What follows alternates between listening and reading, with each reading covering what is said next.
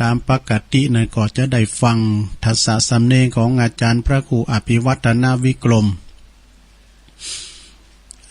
วัดปากตั้งเจริญเนาะเปิ้นก็จะได้มาออกรายการนะ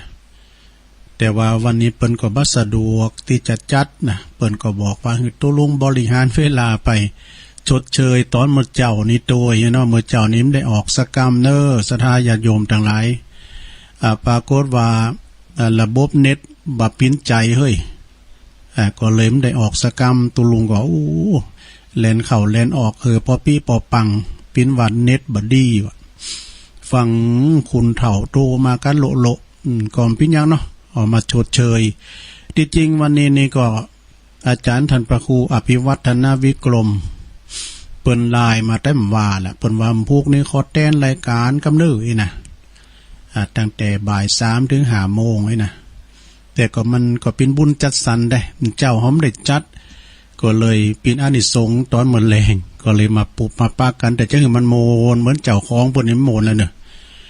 ตุลุงมีอันใดก็จะจะจ้ากันไปศรัทธาญาติโยมทั้งหลายเนาะบริหารเวลากันไปเนี่ยจะเจ้าเนาะเมื่อเจ้านี่หลวงปู่ตุอุ้ยเฮาเนาะเพิ่นก็โทรมาตัวลุงย่อมมาออกเลยดอกอันหลวงปู่อุ้ยถ้าฟัง ก็ตัวลุงก็พอกว่าเน็ตก็หมุนจนนี่นะเน็ตบัดทำงานแล้วมันตะเมิ่มคืนมาแล้วนะอาจารย์ภาครูว่ามันระบบเน็ตมันบัดสะดวกสบายจ้ะจะได้หมู่เนาะ หลวงพ่อบุญปันเปิ้นก็บอกว่าจะมาเตอะมันเป็นอนิจจังบัดเตี้ยงมั่น มันเตียงมันได้กันเนาะสิ่งที่แน่นอนมันก็แน่นอนตุลุงก็ถาดนี่ลายมื้อลายวันนี่ได้มันจะมาถึงเผลอมาถึงมาเป็นอย่างอี้ไปอ่ะ แต่ก็สบายมันจะเขียดอย่างแต่ว่าคุณเฒ่าก็โทรกันมาอยู่โลเนาะมันเป็นอย่างเนาะสิ่งที่แน่นอนก็คือสิ่งที่บ่แน่นอนเหมือนอาจารย์พระครูเพิ่นว่านะเนาะได้ฟังตอนเจ้าก็มาฟังตอนแรกเป็นอานิสงส์เน้อบุญจัดสรรแต่ศรัทธาญาติโยมทั้งหลาย วันนี้มาพบมาป้ากันก็ตรงกับวันพฤหัสวันพัดเนาะผูกก็เป็นวันศุกร์วันนี้เป็นวันพัดก็ได้มาจัดตอนแรงชดเชยเวลาตอนเจ้าไป แต่ก่อนอื่นนะก็ ก็ต้องขอบคุณเนาะตั้งสถานีวิทยุที่เปิ้นได้รับลิงก์สัญญาณไปก็ต้องขอบคุณตั้งสถานีวิทยุเพื่อการศึกษาพระพุทธศาสนาและวัฒนธรรม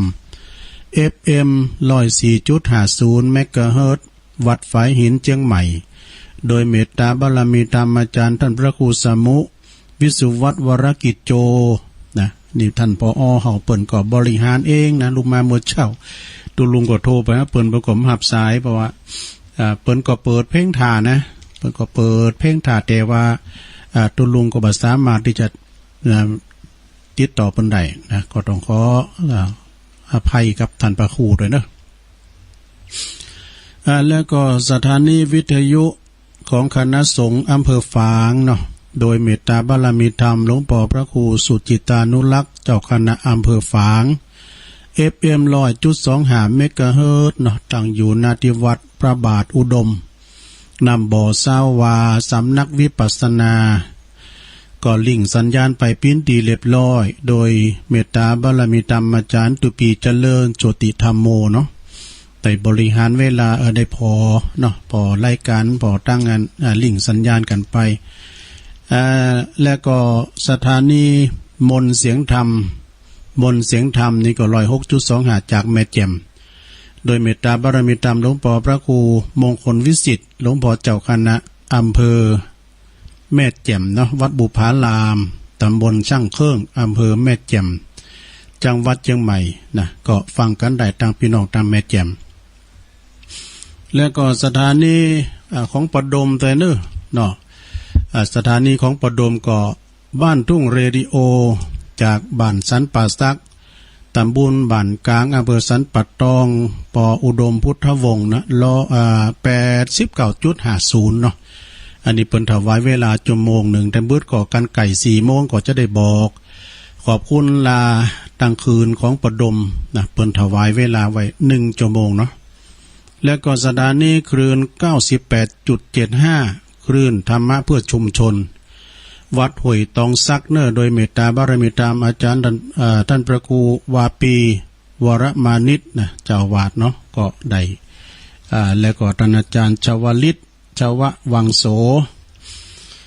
เปิ้นควบคุมสัญญาณเนาะแล้วก็ตลอดถึงสถานที่ฟังระบบอินเทอร์เน็ตก็ดีระบบออนไลน์ก็ดีก็เจริญปอนเนอยินดีต้อนรับวันนี้ก็มาพบมาปะกันถ้าว่าไปก็โดยบังเอิญเนาะ ตอนแรงมาที่จริงมันก็ผู้ก่อนแต่ว่าวันนี้มาก่อนปิ้นยังปิ้นการชดเชยตั้งงานเมื่อเจ้านี่โอ้เมื่อเจ้านี่ถึงว่าเฮาไม่ได้ออกรายการก็เฮาก็ฟังเทปธรรมเนาะเอาเทปธรรมมันก็ถึงโมนนะอย่างที่เจ้าตุลุงก็ซุ่มฟังที่เปิ้นเรานั่นน่ะเนาะอาจารย์เนี่ยก็อาจารย์ยอดที่เป็นเราตั้งคืนเมืองฝางก็โมนนะความปิ่นมาของเข้าวัดซาก้าแล้วก็ของที่เปิ้นมาฝากท่านเจ้าอาวาสก้าและเปิ้นลุ่มหายมรณภาพไปโอ้ฟังก็เป็นคติธรรมเน้อศรัทธาญาติโยมทั้งหลายฉะนั้นก็ศรัทธาญาติโยมทั้งหลายอันนี้เดียวกันเน้อศรัทธาเน้ออันนี้ท่านพระครูวัดมอนห้วยแก้วเปิ้นโทรมาแป๊บเดียวนะเดี๋ยวแป๊บเดียวสมหวังพระครูกัลยาณปราโมทย์เปิ้นโทรเข้าหาตุลุงมามาจากันต่อเนาะวันนี้ก็ปะกันในวันพัดก็มาปบมาปะกันโดยที่ว่ามาบริหารเวลาเนาะมามาจากันมามาเอ่ยกันโอ้วันนี้ก็วันที่25แล้วเนาะศรัทธาญาติโยมทั้งหลายไก่เข้าว่าซามาติมที่แล้วเนอะ วันที่5ที่6นี่ก็จะเข้าว่าซาแล้วศรัทธาก็ขอหมู่เฮาตั้งหลายเนาะได้กะเกมเนอะกะเกมโตเข้าวัดเข้าว่าอาบน้ำฟังธรรมกันถึงแม่นว่าเฮาไม่ได้ไปรับไปนอนก่อนเป็นหยังเนาะไปอาบน้ำฟังธรรมเมื่อแรงมาเฮาก็ไปสวดโยโกห้องโดยเปิ้นก็ได้นะเข้าวัดเข้าว่าเป็นการคัดเกลาแล้วก็ไปใส่บาตรจัดโปกกันไปอุดหนุนจุนเจอไปหืออันกำลังจิตกำลังใจของครูบาอาจารย์พระเจ้าประสงค์โอ้ก็เค็มไปเนอะสะด้าเนาะมันก็หน่อยไปก็อุดหนุนจุนเจอกันไปอุปัฏฐากอุปัฏฐัมกันไปวัดวาอารามจะเด่นสง่าก็พอศรัทธามีความสามัคคีช่วยกันปฏิบัติพัดโปกวาดเผิวเอาอกเอาใจต่างประสงค์องค์สังฆเจ้านะวันนี้ตุลุงก็มีข่าวประชาสัมพันธ์อยู่เหมือนกันเนาะถึงไปในไปนอกกว่าแตมบึดก็นอใต้รายการก่อน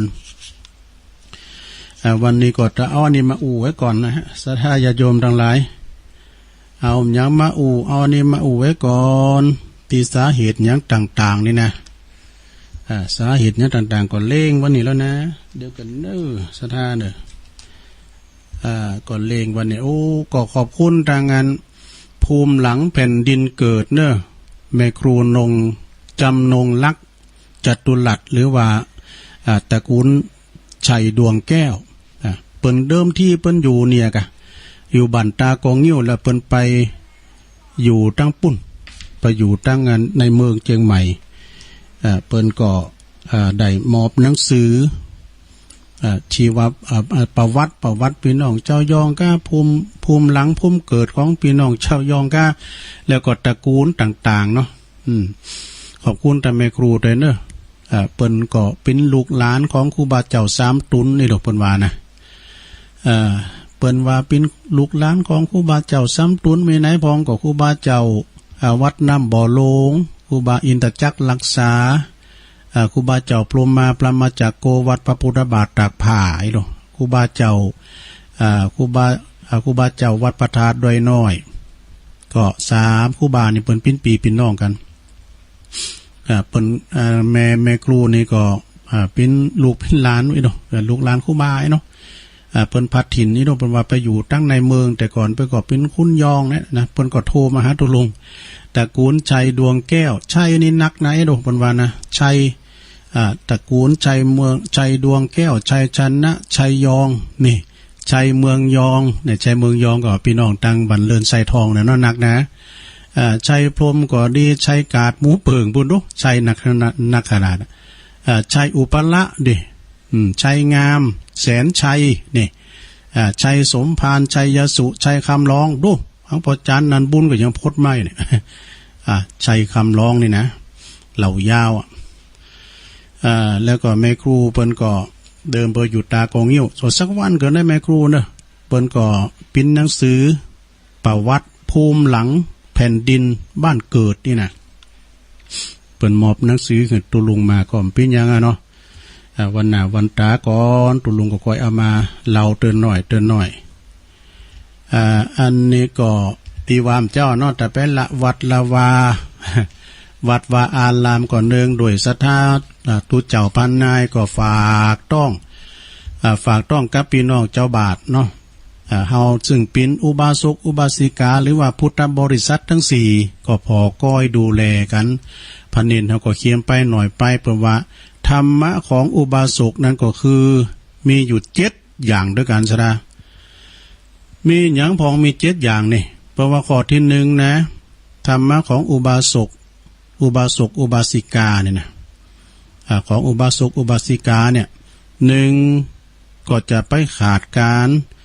เยี่ยมเยือนพบปะพระภิกษุสามเณรหรือว่าไปแอววัดแอวว่าไปเจรจาหรือว่าไปสนทนาธรรมกับพระสงฆ์องค์เณรไปตังวัดตังว่าเราไปถามปัญหาเราตังวัดตังว่ามีปัญหาอย่างตั้งแต่โควิดเข้ามาเนี่ยการคบชั้นเพื่อจะฮื้อพองเลยนะไปสนทนากับครูบาอาจารย์พระสงฆ์องค์เณรเนาะพิจจะฮื้อพองถึงวันเนี่ยอัตถขัดขัดสนอย่างสตั้งมีใจอีนะแล้วก็ได้ใจมือซื้อกินก่อนคือไปบินทบาทบางทีผมจะได้ไปบินนะไปบินทบาทก็บัดใดแล้วก็ต้องทำหาอาหารกันเองเลยก็เลยมีตู่ปันสุกนี่ก็ดีนักแก่นะศรัทธา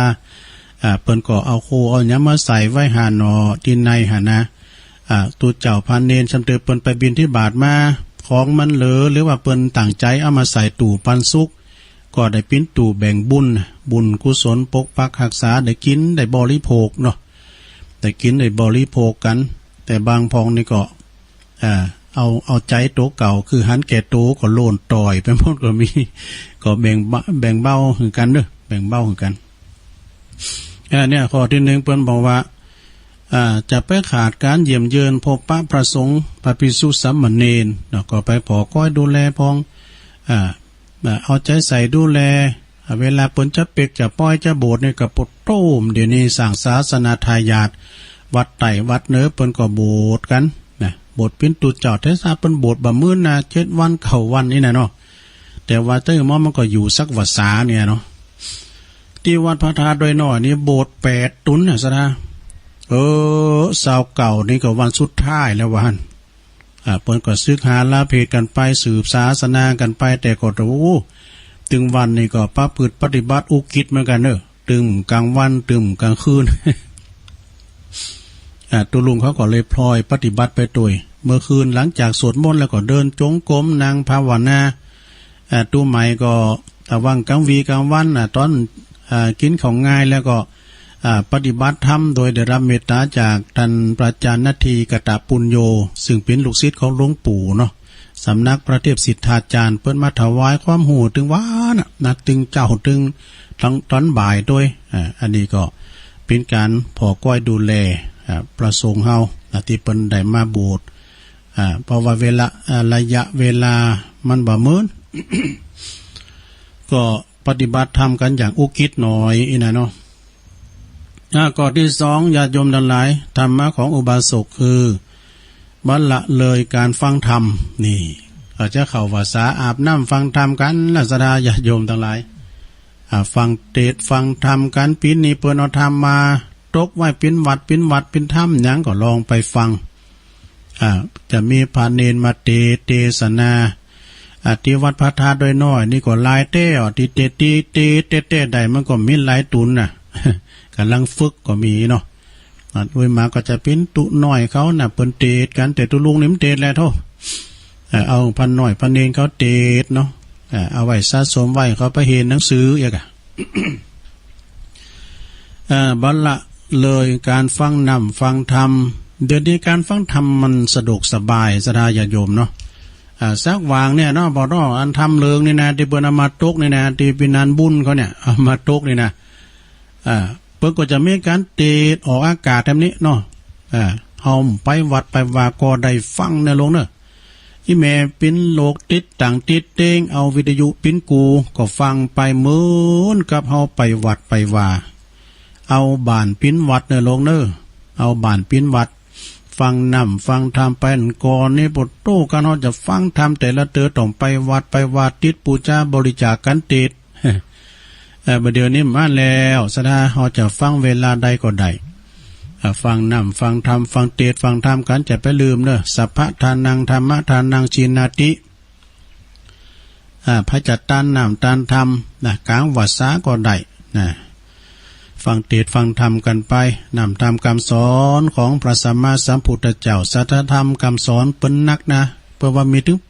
84,000 พระธรรมขันธ์ก่อนนะต่อไปข้อที่3ศึกษาในอธิศีลนี่เฮาก็ไปศึกษากับศีลธรรมกรรมฐานเนาะศีล5ข้อศีล8ศีล10ศีล227นะศีลของแม่ชีศีลแม่ชีนี่สำนักได้300ปลายกันนะซะเนาะอันนั้นก็ศึกษาอธิศีล ข้อที่4นี่ก็เป็นว่ามากด้วยความเลื่อมใสมากโดยความเลื่อมใสในภิกษุทั้งหลายตีทั้งปินเถระ เถระนี่มีวาสาตั้งแต่10ขึ้นไปนะโยมเด้อเป็นเถระล่ะแล้วก็หมอกปานกลางนี่ก็พรรษาตั้งแต่5ถึง10นี่หมอกปานกลางละนะนวากะนี่ก็คือบทใหม่นวากะนี่ก็พรรษาตั้งแต่บัคคบ5นะก็ยังเป็นพันนวากะที่จะต้องศึกษากับพระอุปชฌาย์อยู่นี่ก็พระสงฆ์องค์สามเณร ที่เปิ้นอยู่กับวัดกับว่าเนาะต่อไปก็ข้อที่5นะศรัทธาญาติโยมทั้งหลายข้อที่5เพิ่นก็ว่าบ่ฟังธรรมโดยการตั้งใจจะคอยเพ่งโตดแล้วก็ติเตียนนี่โอ้เพิ่นเตดนี่เนี่ยแม่น่ะมาดึงสมแต่เขาหยิบมาฟังอันคุณนั้นน่ะอันคุณนี้น่ะเอาไปอันป่ายเสียคุณนั้นเนี่ยป่ายเสียคุณเนี่ยสำเด็จก็ไปติเจ้าติพระเนาะพระน้อยย่อมมีหางเสียงน่ะเตดอยู่ว่าเสียงป้อยเด้นั่นเนาะจะเพ่งโทดไปนี่น่ะฉะนั้นก็ศรัทธาญาติโยมทั้งหลายโอ้กันไผมีบุญแต่นะมีบุญแต่ถึงได้ขึ้นเต้นธรรมาสเด้อศรัทธาเด้อเต้นธรรมาสนะที่เปิ้นขึ้นเตดธรรมนะศักดิ์สิทธิ์นะศรัทธาญาติโยมกันลองหุ้นบ้านฆราวาสโหดดำเป็นหนังละเมยเลยนะหัวจะเมยเลย ตุลุงขึ้นกำกรนี่ปุถุเสียนยงอ่ะเสียนยงแล้วปุถุตังนะโมป้อมถูกอ่ะวันนั้นได้ยินอาจารย์ท่านหลวงพ่อมานิดเปิ้นถามปัญหาว่าตังนะโม2เจ้น3เจ้นพิจะได้5เจ้นพิจะได้น่ะก็เลยลืมถามไปเนี่ยหลวงพ่อมานิดนะโมเจ้นเดียวก็มีเนอะตุลุงเคยมาแล้วอย่างย้ายขึ้นไปกราบไปก่อนเนาะกราบอันพระเจ้า3กรรมกราบพระธรรม3กรรมกราบตุปอ3กรรมขึ้นไปอย่างย้ายกับพระนะโมตัสสะทุปอเท่ามันบอกอะตุฟอเดือดแต่ก่อนนี่มันจะมีไปสอนได้ว่าเนาะตอนขึ้นไปกำก่อนเนี่ยปูดรู้ศรัทธาม่องแกว้งมือคืนนี่เนอะมันแห้งนะมันอันเตียนธรรมะอันศักดิ์สิทธิ์นะศรัทธาขนาดพระน้อยขึ้นไปตีดนะเปิ้นว่านะพระพุทธเจ้าเปิ้นได้ฟังนะเปิ้นอยู่ตั้งนอกวิหารเปิ้นฟังก็ดูเปิ้นเคารพในธรรมนะศรัทธาญาติโยมทั้งหลายเปิ้นไหวในธรรมเนาะปินตีนางแตนเตธรรมดูแตนธรรมะแก้วธรรมะทองนี่นะ ต่อไปเป็นข้อที่6เนาะศรัทธาญาติโยมทั้งหลายฟังกันไปเนาะฟังกันไปไม่แสวงหาเขตบุญนอกหลักพระพุทธศาสนาเนี่ย ก็ต้องในเขาเนี่ยเนาะสดาญาติโยมทั้งหลายกินน้ำกินต้านไปตันน้ำตันทำไปหาญาติกาวงศาในเขตในเขตเขาเนี่ยในเขตบวรพระพุทธศาสนาเบาแสวงหานอกลักพระพุทธศาสนาช่างเตือนี่ก็ซักซิดเหมือนกันนะสดาญาติโยมจะว่าเพิ่นนะเวลาละอ่อนเจ็บไข้ไม่สบายเนี่ยเขาไปถามหมดถามหมอเนาะถามหมดถามหมอตั้งปอมหมอเปิดก็จะว่าละอ่อนนี่มันหายสู้เขามันใจใสเปิ้นนี้เดี๋ยวนี้อันพอเกิดไม่เกิดมันเอาไปให้แล้วสู้พอเปิ้นดีนี่เยี่ยมเปิ้นพร้อมนี่นะคือปากันเล่งกันเลยนะก็แปลงก็เขาไปเล่งนี่มันไปตานวัดบุญปวดก็แล้วขึ้นหายได้เฮ้ยนี่ก็แปลกเมื่อนั้นไม่เชื่ออย่าลบหลู่ฉะนั้นก็อันนี้มันจะนอกศาสนานะอันนี้ก็คือว่าการทำบุญอย่างเล่งเจ้าตีก็เล่งพี่ก็นะเดี๋ยวมันจับหอมจะหู้มันก็หายแต่เลยญาติติบก่อนเนอะมันเลยญาติติบก่อนก็ทุลุงก็เคยว่าเนาะเมื่อก่อนเนี่ยก็เจ็บไข้ไม่สบายกันไปถามหมดหมอไปดูมือรับฟันไปดูมือรับฟันเพื่อว่าไปถูกผีว่ะได้เล่งไก่กูเหล่าปันนะเนาะเล่งผีติดต่อมันมีหุ่นตั้งผ่านแล้วเปิดต่อฝังแล้วก็ไปเล่งผีที่หาไหนนะแล้วก็เขาไปเล่งแต่ปวดเล่งแล้วซ้ำเจ็บแล้วเก่าว่ะเป็นว่าไปเล่งพิษดีว่ะเปิ้นนั้นอยู่ตั้งวันตกมันไปเล่งตะวันออกก็โดผีตะวันออกก็ไห้เมื่อเขาจะห้องกันกินกันพูเนาะแต่ไปเล่งทำไมโอ้ก็เยี่ยมห้องกันกินนะเนาะแต่ว่าอันนั้นก็ปวดห้อยลาบลอยเว้ยมาลาบลอยมันไปเล่งพิษดีนี่ต่อไปข้อที่7นะข้อสุดท้ายนะสดาญาติโยมทั้งหลายเนาะธรรมะของอุบาสกที่จะก็คือ7อย่างนะข้อที่7ส่วนขวนขวายในการอุปถัมภ์บำรุงพระพุทธศาสนาเนี่ยขวนขวายกับสดาญาติโยมอย่างแต่ว่าวันซืนที่เราไปเมืองนานมาเนี่ยโอ้ยพี่น้องสดาญาติโยมทั้งหลายลูกินลูตานกันได้เนาะเปิ้นตานเฮาตานเปิ้นกินตัวกินแต่กะมนเฮาไปกันหลายนะมันลูกินลูตานซะนะแม่หมอหลาเปิ้นเอาขันหอนกันเดียวได้เป็นหมื่นปลายไปมีที่ไหนเนาะอันนี้ก็เป็นการที่ว่ากำจัดความทานีทีเหนียวเป็นการอุปถัมภ์บำรุงพระพุทธศาสนาอาจารย์พระครูบรรเขียนไล่มานะบทโตวัดไหนได้หมื่นปลายซะนะเก่าวัด10วัดนี่นะมันก็ตกอยู่แสนเป็นแสน2 แสนบนโยมเนาะมันแผ่สะพัดหรอกนะ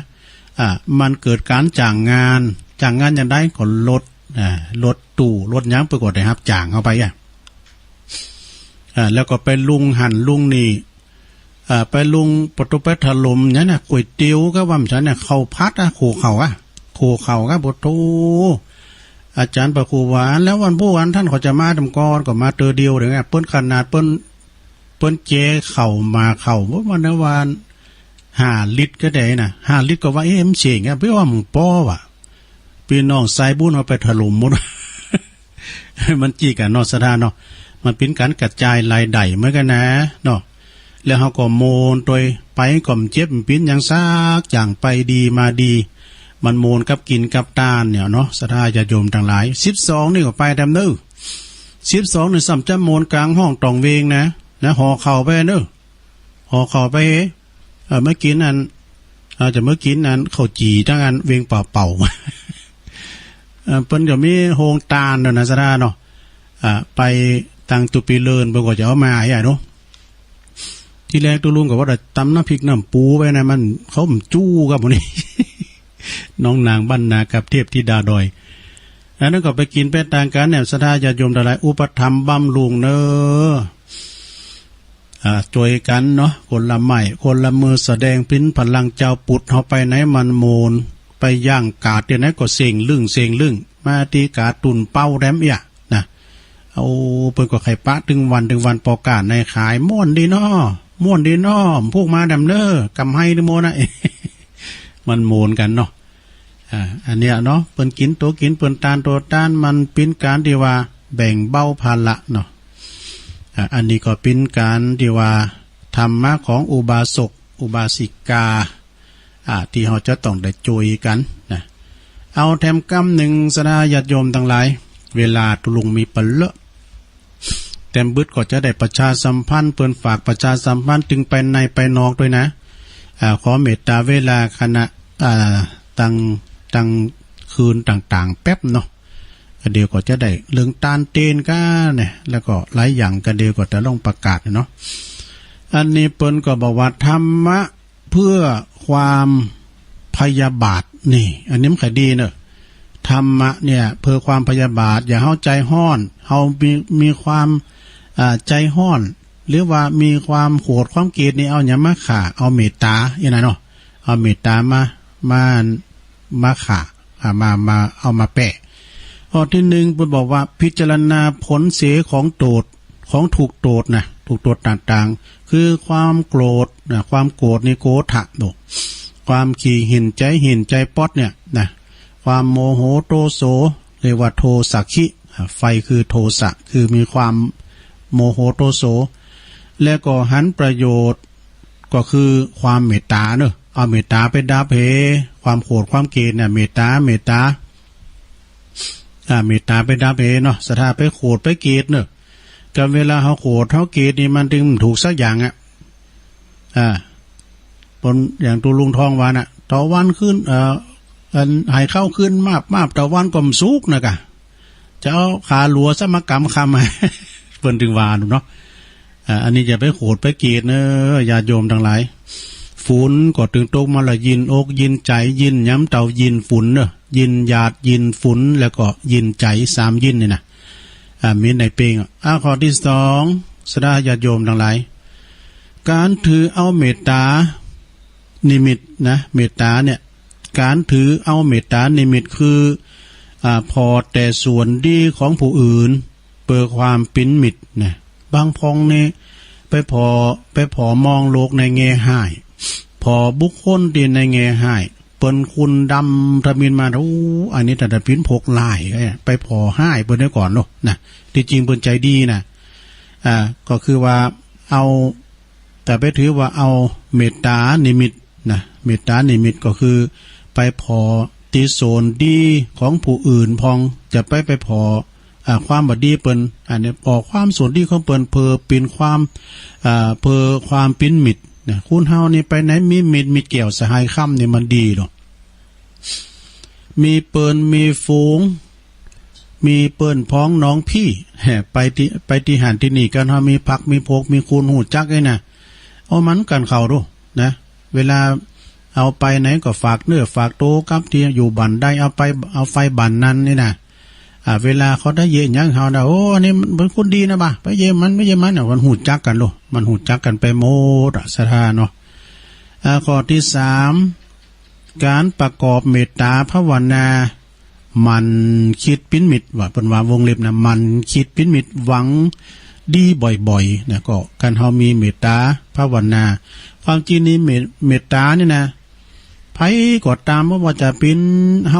ฮาไปเล่งสัตว์สิ่งหิ่งห้อยก็ดีเล่งละอ่อนน้อยก็ดีเนาะเขาเคยกินกับเฮาเนี่ยลูกหลานก็ตามเนี่ยเอามีเมตตาของเขาเคยหือสัตว์ตั้งเขาซื้อกินขนม เขาก็มาเวทมาเป่ามันเคยได้กินหรอเนาะอันนี้เป็นเรียกว่ามีเมตตาถามว่ามีเมตตาเนี่ยนะโตประโยชน์ของการเมตตานี่มี11ข้อกันนะในธรรมนิพพานสูตรบ่ก็มีเนาะเปิ้นว่ารับก็เป็นสุขรับก็เป็นสุขตื่นขึ้นมาก็ข้อที่1เนาะรับก็สบายรับสบายตื่นขึ้นมาก็สบายจมจื่นบ่ฝันหันไล่หือตื่นตกใจแม่นว่าไปตีตันใดก็มีผู้โหมหักไข่พูงผีวิสาทน้อยใหญ่ปียาแปงเทวดาเตรียมแฝงวงแวดเฝ้าไฟยาปิดและหอกดาบนั้นเล่าบ่ขาดหือตายว่ะนะจิตใจมุ่งหมายเป็นสมาธิได้เร็วด่วนใบหน้างามเรียบด่วนผ่องผิวใสก็คือบ่หลงตายนะแต่ไปมีเมตตาเนี่ยนะสดาญาติโยมอย่างตัวลุงเล่งสุมาเนี่ยเล่งสุนัขะเนี่ยเล่งหมาน่ะทีแรกมันก็มี6โต6โตนี่ก็ตัวใหญ่หมดละแต่2 ปี 3 ปีก็มีคือมีศรัทธาเอามาปล่อยให้น้ำ3ตัว เอามาปล่อยบุญวัดนี่นะพอหมุดตัวใหญ่ไล่เหือไปอยู่ตรงปุ่นน่ะตีตอลุมบุญน่ะแล้วก็เขามาหันใส่ก็อินดูเขาก็จ้างยี่ฮื้อนี่คุณดีนั้นประวัติตุลุงเอาแต่สัก3 ตัวมันเดียวว่าก็เดี๋ยวตุลุงก็จะโดนเดือดทันมากาไอ้เนาะโดนด่าก็หมาก็อะไรตัวแล้วนะเนี่ยกันมันมีหันเตือนซะอันเขาไปที่ไหนมันตุยนะอันหมาเนี่ยมันเคยกินกับเขา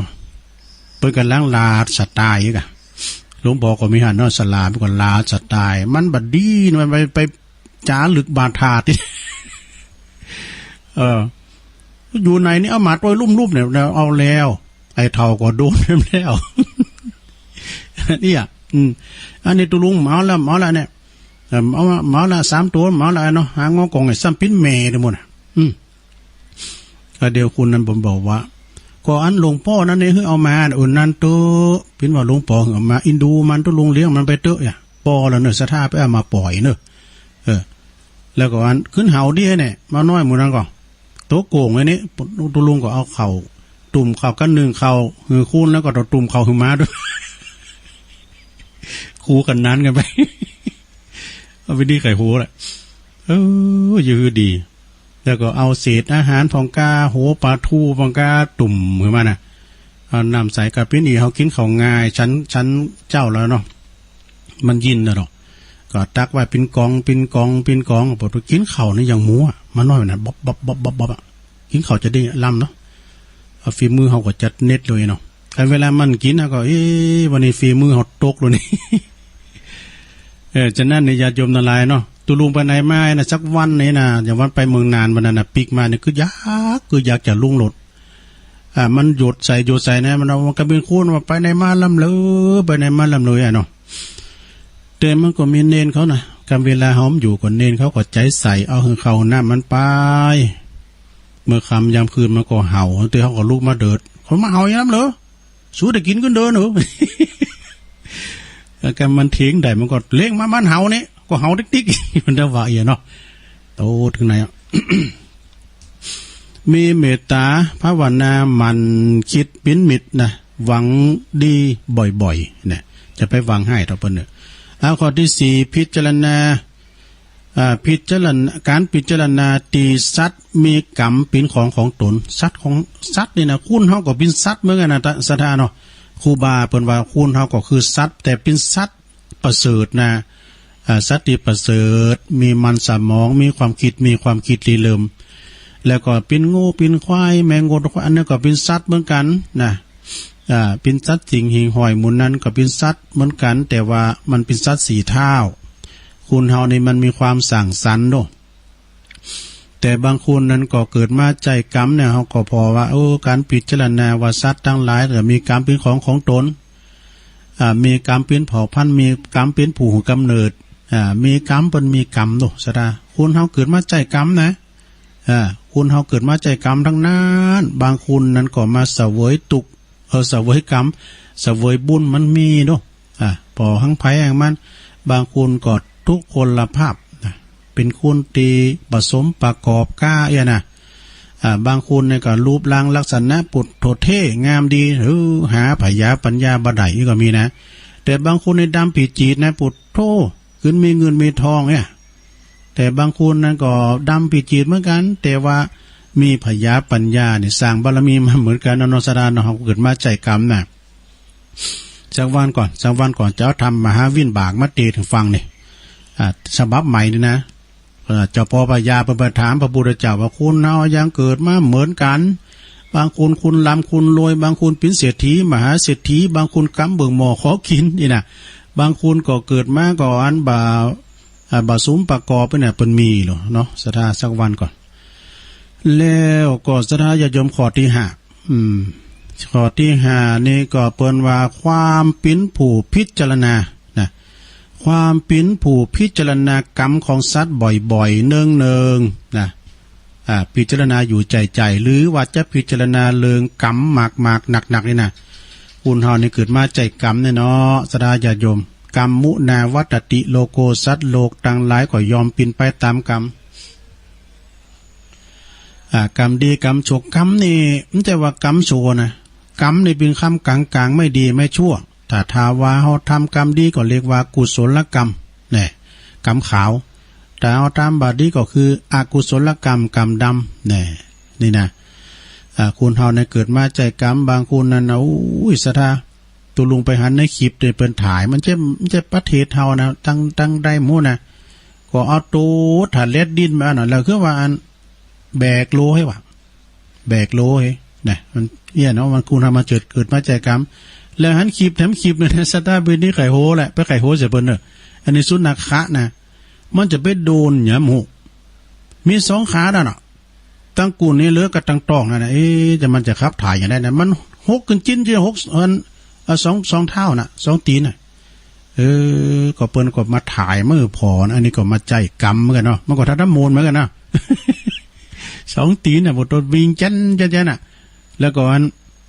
โหมันกับตัวมันสมดุลกันโลนะมันก็เลยแลนก็โฮกไปดีแล้วบ่ปีนเฮิร์นเหมือนกันเนาะเดินมาที่เป็นเฮิร์นอันนี้มันขึ้นเป็นของแปลกนะอันนี้เอาไปออกงานวัดใด เอาไปออกงานวัดใดกันเนาะไผหันของฮะบึดไผหันลองโทรมาเนี่ยก็มีกัน2ตีนน่ะซะท่าก็แล้วก็ตั้งกูนมันก็มีตึกต้องหายเด้อแล้วมันยังปีนนะดีนะมันเป็นตั้งกูนก็เป็นตั้งโหมันไปใด ก็มันกูดตั้งโหมันไปใดฮะโอ้มันก็ตายนะกระโดด อีก็เป็นมีอ๋อแปลกประหลาดไม่ออกงานวัดใดเนอะนี่นะโหแต่ก่อนบ่มีนะสถานตุลุงตอนนั้นตุลุงยังโบสถ์ด้วยนะตุลุงไปแอวงานวัดพระบาทตากผ้านี่กะวัดพระพุทธบาทตากผ้านะบนเนื้อไหวตีมันหิมน้ำตีศาลาหลวงอ่ะเนาะแล้วกลางจ่องหลวงแม่ประกอบเฝ้าน่ะแล้วออนโหหลวงอ่ะโหถ้าใครมอกดุ่งนี่นะวะเพบตาหยาบแล้วเพื่อก็เอามาออกงานวัดแล้วก็เอาสลุงหรือว่าอย่างนี้นะก๊อกกะว่าเพื่อก็ไปต้านกันนี้ก๊อกแก๊กออกงานวัดใดถ้าลูกนี่มันใดเนอะเดี๋ยวก็โตบนตัวน้อยเนี่ยแต่โหโลงอ่ะเด็กโหโตไอ้บอกคุณว่าเดี๋ยวนี้มีนะไม่สักเตือพิจารณาซัดอยู่เนื่องว่าคุณเฮาเกิดมาใจกรรมเนาะกรรมมุนาวัตติโลโกนะคุณเฮาเกิดมาใจกรรมข้อที่6เด้อสระญาติโยมทั้งหลายข้อที่6นี่เปิ้นก็ว่าความมีเพื่อนดีเนี่ยคือคบกัลยาณมิตรนี่เอามีเปิ้นดีเนี่ยเปิ้นแต่เปิ้นเทมเปิ้นมีเนาะสระเนาะเปิ้นแต่นี่เปิ้นคือว่าช่วยเหลือซึ่งกันและกันโลมีหยังช่วยเหลือซึ่งกันและกันได้นะเจ็บปิ่นยินอุ่นกาเวลาเจ็บปิ่นยินอุ่นเมื่อค่ำเมื่อคืนเนี่ยห้องได้ตีนอนบุญเอาอันไปห้องยาก็แล้วมันสบายไอ้เนี่ยเอารถออกมาอันนี้จุยกันนี่ปิ่นเปิ่นดีกัลยาณมิตรคบมิตรดีมิตรดีนี่ปาไปตั้งกินตั้งตาลตั้งเอกเนาะสดาญาโยมเนาะแต่กันเปิ่นที่มันดีก็ปาไปตั้งบ่อนก็ตั้งเอกเนาะไปป่นไปจี่ไปเนี่ยเนาะอันนี้คบมิตรคบเปิ่นดีต่อไปข้อที่7จะได้ญาติโยมทั้งหลายนะข้อที่7เปิ้นว่าพูดแต่เรื่องที่สบายใจนี่แสดงฟังตุลุงไปเขตเนอะฟังให้มันสบายจิตสบายใจแล้วแต่ไปวัดตุลุงมาสอนเนอะแสดงญาติโยมทั้งหลายโอ้เฮามาอู่จ้ากันฟังกันเฮาคิดว่าโอ้กินก็กินก็เปิ้นตุยก็ตุยก็เปิ้นก็อย่ามาโหลดลักอยู่นะอันนี้มันจะขี้โคตรขี้เกียจอย่างกันเนอะเขาก็มามาจ้ากันนี่นะนอสดาเนาะตุลุงผมจะมีความหูยักษ์นักภูมิธรรมตุลุงผมจะมีหลายแต่ก็มาจ้าให้การฟังนะสดาญาติโยมเนาะไปถือว่าตุลุงมาสอนเนอะ ที่ฟังนี่นะสดาญาติโยมมีหลายระดับนะคุณลักอย่าสามัญทำสามัญชนคนธรรมดาไปถึงปุ่นนะครูบาอาจารย์ปอครูแม่ครูเขาเพิ่นก็ฟังระดับมันสมองนี่นะสดาญาติโยมเนาะแต่ว่าตุลุงพิษผาดปักการใดก็ดีนะก็ขอสุมาอภัยเนอกับปอครูแม่ครูขอตั้งหลายตุลุงก็จำเตก็หูเต้าถึงการนี่เนาะมันจบป.4 ไม่มีเส้น 100% ราษฎรเต็มขั้นนะมีอย่างยังก็ว่าไปตามในนำตามในธรรมเนาะไปถือสากันต่อไปก็เปิ้นว่าพูดแต่เรื่องที่สบายใจแล้วก็มีความเป็นอยู่สิ่งแวดล้อมที่ดีนะสิ่งแวดล้อมนี่ก็สำคัญเหมือนกันนะสดาญาติโยมทั้งหลายสิ่งแวดล้อมนี่สำคัญอย่างใด ก็เวลาเฮาตกพอเราสุมาเด้อเนาะเฮาไปตกอย่างที่เปิ้นแออัดอย่างในสลัมไงนะโอ้คำได้รับได้นอนเนื้อสะดาเนี่ยคุณมันหนักจ้ะตีแฟตกาตีสลัมตีสลัมตีคุณแออัดกาจำเติมมันมีตึงคุณหายตึงคุณดีอันกับคุณเฮาเนี่ยเปิ้นมาพักตากสมองเนี่ยเปิ้นมาอยู่ตั้งเมืองเลยเฮาอากาศดีโดสะทาญาติโยมเนาะสิ่งแวดล้อมที่ดีการสิ่งแวดล้อมที่มันดีนะโอ้ระวังละอันยานนั่นนะปุ๊บขี่เหล้าขี่ย่านนักนะไอ้น่ะขี่เหล้าขี่ย่านนักนะไอ้ก็มันก็เป็นหกลูกหลานเหมือนกันนะต่อไปข้อที่8สะทาญาติโยมทั้งหลายเอ่ย ข้อที่8นี่ก็มีการหือนี่มีการหือแล้วก็รับสิ่งของความช่วยเหลือแล้วก็หืออภัยนี่เนี่ยสะดาญาติโยมเนี่ยเปิ้นว่ามีการหือกินหือตานหือปันสุกในการเนาะหือตู่ปันสุกเนี่ยโอ้เมืองเฮานี่มันจะมีก่อนนี่มียาจกวรรณพิภพคุณขอเนาะปู่จกยาจกนี่มีแต่นะเปิ้นกันเปิ้นอยากได้ดูเปิ้นขอไปกินได้นะจะไปขอไปเหลือจะขอไปขายน่ะสะดาเปิ้นก็ปลาถุงอันนี้ถุงก็ปุ๊ดขาดได้พองถุงธรรมดาเฮาเนี่ยนะถุงผ่าเนี่ยนุงเตียวก็สะดอยปุ๊ดขาดแล้วเปิ้นก็สวากไม่เต่านี่มาขอมาตามอย่างตุเจ้ากับเปิ้นก็ยูดไปตามตูโหแล้วก็ลูกหลานเอ้ยป่อขอเข้าสักหน่อยเด้อเอกเปิ้นก็ไว้ตุลุงเนี่ยหือแล้วเด้อตักมาให้จอกนึงถ้วยนึงก็เอาไปใส่เปิ้นปันป้อนด้วยนะเปิ้นปันป้อนได้ด้วยอย่างตุเจ้าฮะกะเปิ้นปันป้อนตัวยกมือไหวชัมพองว่าดีเปิ้นนี่แหงบ่ว่าครับพ่อแบกยังไปรับจ้างเฟว่าเปิ้นนี่ว่ะโอ้แล้วฉะนั้นบัดเดี๋ยวนี้มีแล้วนะคุณที่เปิ้นจะมากำเบิ่งหม้อขอกินกับพี่น้องเจ้าบ้านนี่นะมันใครมีแล้วเขาว่าแต่ถึงขนาดนั้นก็ขึ้นมาเข้าจับเพาะจับเหมือนกับมีตู่ปันสุกทำแล้วนะตู่ปันสุกนี่ก็มาเอาไผใครอยากอะไรก็มาเอาไปสักชิ้น2ชิ้นนะไม่ใช่ว่ามาขอถึงกับปวดเอาขอสอบมาโลนต่อยไปหมดในก็หันเกตโตเนอะ เอาปันเปิ่นพองปันเปิ้นอยู่ใดเฮาอยู่ใดเนาะก็ขอให้มีการให้นะเฮาหือสิ่งที่ดีๆเฮาก็จะได้รับสิ่งที่ดีแล้วว่าเราให้สิ่งที่ปราณีตเราต้องได้รับสิ่งที่ปราณีตเนี่ยมันเป็นอย่างนี้นะสดาญาติโยมทั้งหลายการหือการต้านเนี่ยมันจะว่าให้มันดีนะเฮาพอล้อครูบาอาจารย์นั่งอยู่หั่นทะลึบแป้เนาะก็เดียวเปิ้นการเข้ามาเกณฑ์นี่คุณนึงเกณฑ์นี่ตุ้นนึงก็เฮาไม่ได้ทำบุญกับเปิ้นนี่เปิ้นก็ไปเกณฑ์เฮาเนาะข้อสุดท้ายข้อที่9เด้อสดาญาติโยมทั้งหลายข้อที่9เปิ้นว่าถ้ามีสติปัญญาหนักนี่น่ะสามารถแยกธาตุนี่แยกธาตุได้คือหันเป็นส่วนบ่หันเป็นตัวตนบุคคลคือก็จะไม่โกรธนี่แยกธาตุนี่นะสราญาติโยมตัวนี้อธิบายยากหน่อยนะอันนี้ก็เป็นการที่เอามาเล่าสู่จู้กันฟังสราญาติโยมทั้งหลายเอามาอู้เอิ้นให้กับสราญาติโยมได้ฟังกันเนาะต่อไปก็เอานี่มาว่าดำกำหนึ่งก่อนสราญาติโยมเนาะเป็นการชดเชยเจ้าเน้มได้เข่าสักกำตุลุงก็ลินเลนเข่าเลนออกโอ้มันอย่างอี้เนาะผมจะจางนี่ผมจะจางนี่มันอย่างอี้ก็มันอย่างอี้ ก็มันอย่างอี้คือก็มันดังนะครับมันพัดมุนจนเพราะว่าอินเทอร์เน็ตระบบมันลุ่มตุลุงก็พร้อมได้มาเนาะไผจอยก็ได้ อาจารย์พระครูสมุวิสุวัตรก็เอาธรรมใส่ก็ดีละนะแต่ฟังนำฟังธรรมกันไปนะตัวอย่างของการทำบุญเนี่ยสราญาติโยมทั้งหลาย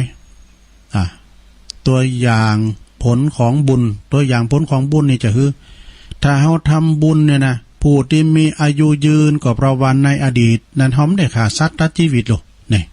เขาไม่ได้ฆ่าสัตว์ตัดชีวิตนะทำผูกได้เบื่อก็ว่าอย่างเอี้ยแม่นะ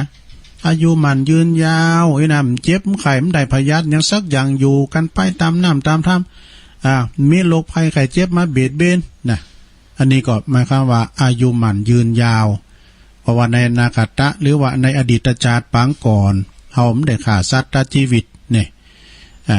พองพอออกคู่หนึ่งนะปุตตุอันใดเนี่ยผมจะเป็ดอย่างไก่ถึงบาดได้ถึงข้าบาดได้แต่เจ้าแต่ยุงเนี่ยถึงบาดได้เจ้าน่ะการมันจับปุ๊บก็ใส่มือใส่ป๊าบเอาเข้าลึกๆกลัวมันตายนะปุตเอามันเหลวก็หายรู้แล้วระวังเนอะบาดเดี๋ยวนี้นาสดาญาโยมไปยุงเดี๋ยวครบเนอะการยุงเดี๋ยวครบนะเดี๋ยวนี้ปนลนนะลงกันนะไข่เลือดออกกาเนี่ยการมันจี่เฮาไอ้นะทำเขาเจ็บคอพับอ่ะนะ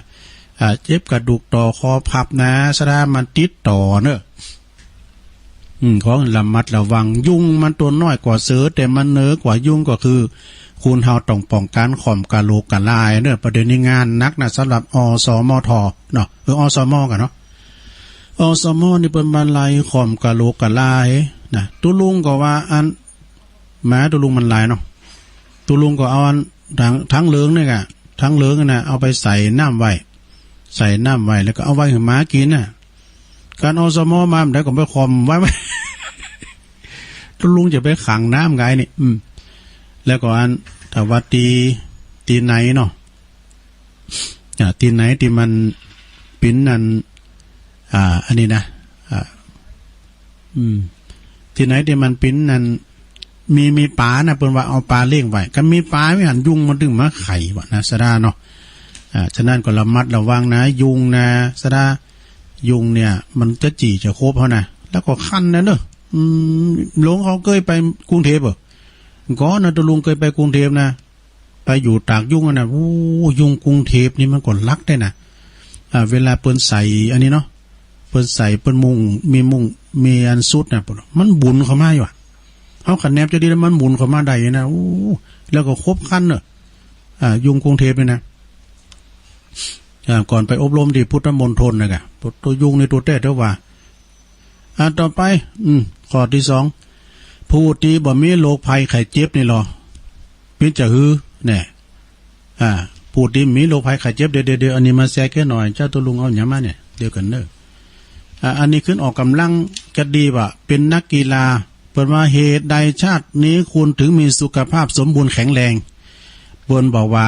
เพราะในอดีตชาติปางก่อนนั้นคุณเคยให้ทานยาเปิ้นตานยารักษาโรคให้แก่คุณเจ็บคุณไข้ในจาดก่อนดีแล้วเนอะอย่างพี่น้องตังปูคาพี่นั้นเปิ้นบอกยาวันนั้นน่ะเนาะยาเมือง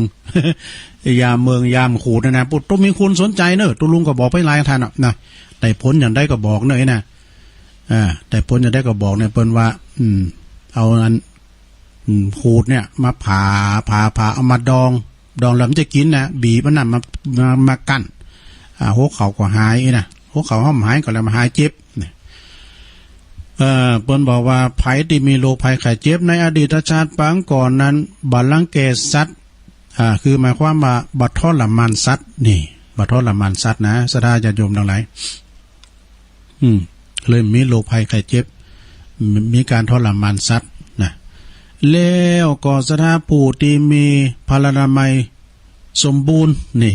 มีโรคภัยไข้เจ็บนี่นะมีพลานามัยถึงวันนี้ก็ตุลุงผมจะลำเนี่ยกินยาอย่างสักอย่างนะก็เวลาเขาจะไปหันไปนี่ก็ใส่ให้ซองนี่ก็บดดีดพื้นๆเนอะเวลาเขานั่งรถไกด์นะวันนั้นก็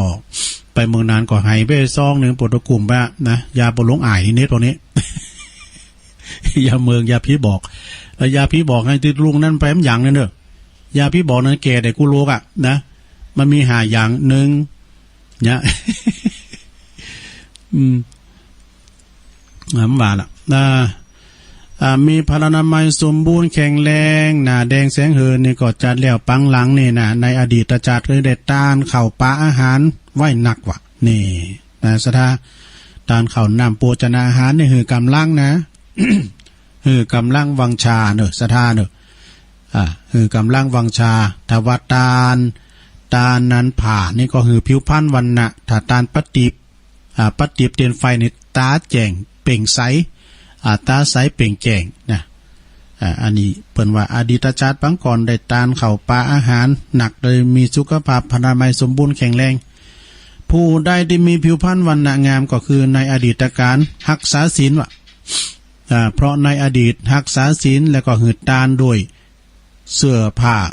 เครื่องนุ่งห่มไว้หนักนี่อันนี้เขาแก็บเนอะ โอ้เดี๋ยวนี้ มันก่อนนี่มาเค็มน้ำเลยยามหนาวมันก่อนนี่นะตุลุงเดี๋ยวผ่าพุ่มผ่าพุ่มบนลบนั่นนะเอามานอนเอามาห่มก่อนนะก่อนหนาวได้นะถึงเวลาหนาวก่อนหนาวแต่ถึงเวลาฝนตกก็ตกแต่สดาถึงเวลาร้อนเปิ้นมีดู4ฤดูกาลน่ะ4เดือนน่ะเนาะ3 4 12มันจับพอดีนี่ยามร้อนก็4เดือนยามหนาวก็4เดือนยามฝนก็4เดือนฝนนี่ก็มันตกมาในปุถ3วัน3คืนมาถึงหยุดย่างเด้อเอาจนไปลุงหอลุงเฮินได้ตาเขากันลุงเฮินก็ตาวมันขี้ไข่คูขี่ไข่คูมันจับเฮาเตียวกับมือนี่ก็เดียวกับตาวเดี๋ยวนี้มีสดาญาโยมเปิ้นว่ามีซาวหายนะหนังสือปีใหม่แล้วเพิ่นจะนับอันว่านี่จะว่านี่มีฝนวันซืนนะกันเนาะว่านี่ก็มีฝนวันนี้ก็มีฝนแดดเสล่เน้อตังดอยหล่อนี่นะสดาเนาะแล้วก็ผู้ที่มีอำนาจเนี่ยขอต่อไปกระเดียวอันตุลุงขอยุดเบรกคำเดียวขอลาตังคืนของประดมก่อนเนาะประดมเปิ้นถวายเวลาขอบคุณประดมเน้อบ้านทุ่งเลลิโอนะที่เปิ้นได้ถวายเวลา1 ชั่วโมงกระเดียวเปิ้นก็จะตัดสัญญาณไปก็ขอขอบคุณเน้อแต่ตุลุงย่างนะจะอู่ไปนะเฮาลารายการบ่แล้วเนาะลาคืนบ่ละเมืองฝังอยู่ที่เก่าแม่เจียมอยู่ที่เก่าฝ้ายหินอยู่ที่เก่า ฟังกันไป ต่อไปผู้ที่มีอำนาจนะผู้ที่มีอำนาจมีคุณเก่งใจนี่นะศรัทธาญาติโยมทั้งหลายอำนาจกับบารมีนี่มันเหมือนกันวะนะคือพอในอดีตชาติปังก่อนนี่นะคุณที่มีอำนาจนี่นะแล้วก็มีคุณเก่งอกเก่งใจนะเป็นผู้ที่มีมุทิตาจิตนี่มุทิตาแปลว่าพอยินดีเปิ้นทำความดีก็อนุโมทนาบ่อิจฉาลิษยาไผนี่อันนี้นะสดาไปอิจฉาเปิ้นเด้อเปิ้นซื้อรถก็ซื้อมือถือใหม่ก็ยินดีกับเปิ้นเปิ้นมีตังค์ได้นี่น่ะอันเก่ามันได้ขอปู่จ้าให้ดูพองมันอิจฉาเปิ้นนี่เปิ้นใส่สร้อยใส่ย้องติมคอติมแขนน่ะถ้าอู้บ่ะเหมือนไอ้หงจะเต๊กไปคอยเปิ้นเนาะเพราะในอดีตชาตินะคุณที่เปิ้นมีคุณความยำเกรงมีอำนาจคุณเกรงใจนี่นะสระเปิ้นว่าในอดีตนะเป็นผู้ที่มุทิตาจิตนะคือเปิ้นทำความดีก็อนุโมทนาบ่อิจฉาริษยาไผนะยินดีหนักๆเปิ้นถูกหวยถูกเลขก็โอ้ยินดีตัวเน้อคือทอดยามดแตงมันได้แต่เดี๋ยวนี้ได้สตางค์เก่าคืนมาหมดแล้วเนาะแล้วก็ย่างให้เด้อไปอย่างนี้เดี๋ยวเจ้ามือมาเดือดตุลุงแล้วกันฉะนั้นเนี่ยญาติโยมเปิ้นว่ามีความมุติตานะคุณเฮานี่จะสวนกระแสอีกก็อยากเหมือนกันนะมุติตาคือพลอยยินดีนี่นะอย่างปออย่างแม่นี่พรหมวิหาร4แน่นอนนะมุติตานี่นะหันลูกได้ดิบได้ดีก็โอ้ยินดีกันมาเนาะไอ้หมอนนี่มันเป็นลูกแก้วลูกกุลแต่มันอุปถากรักษาพ่อแม่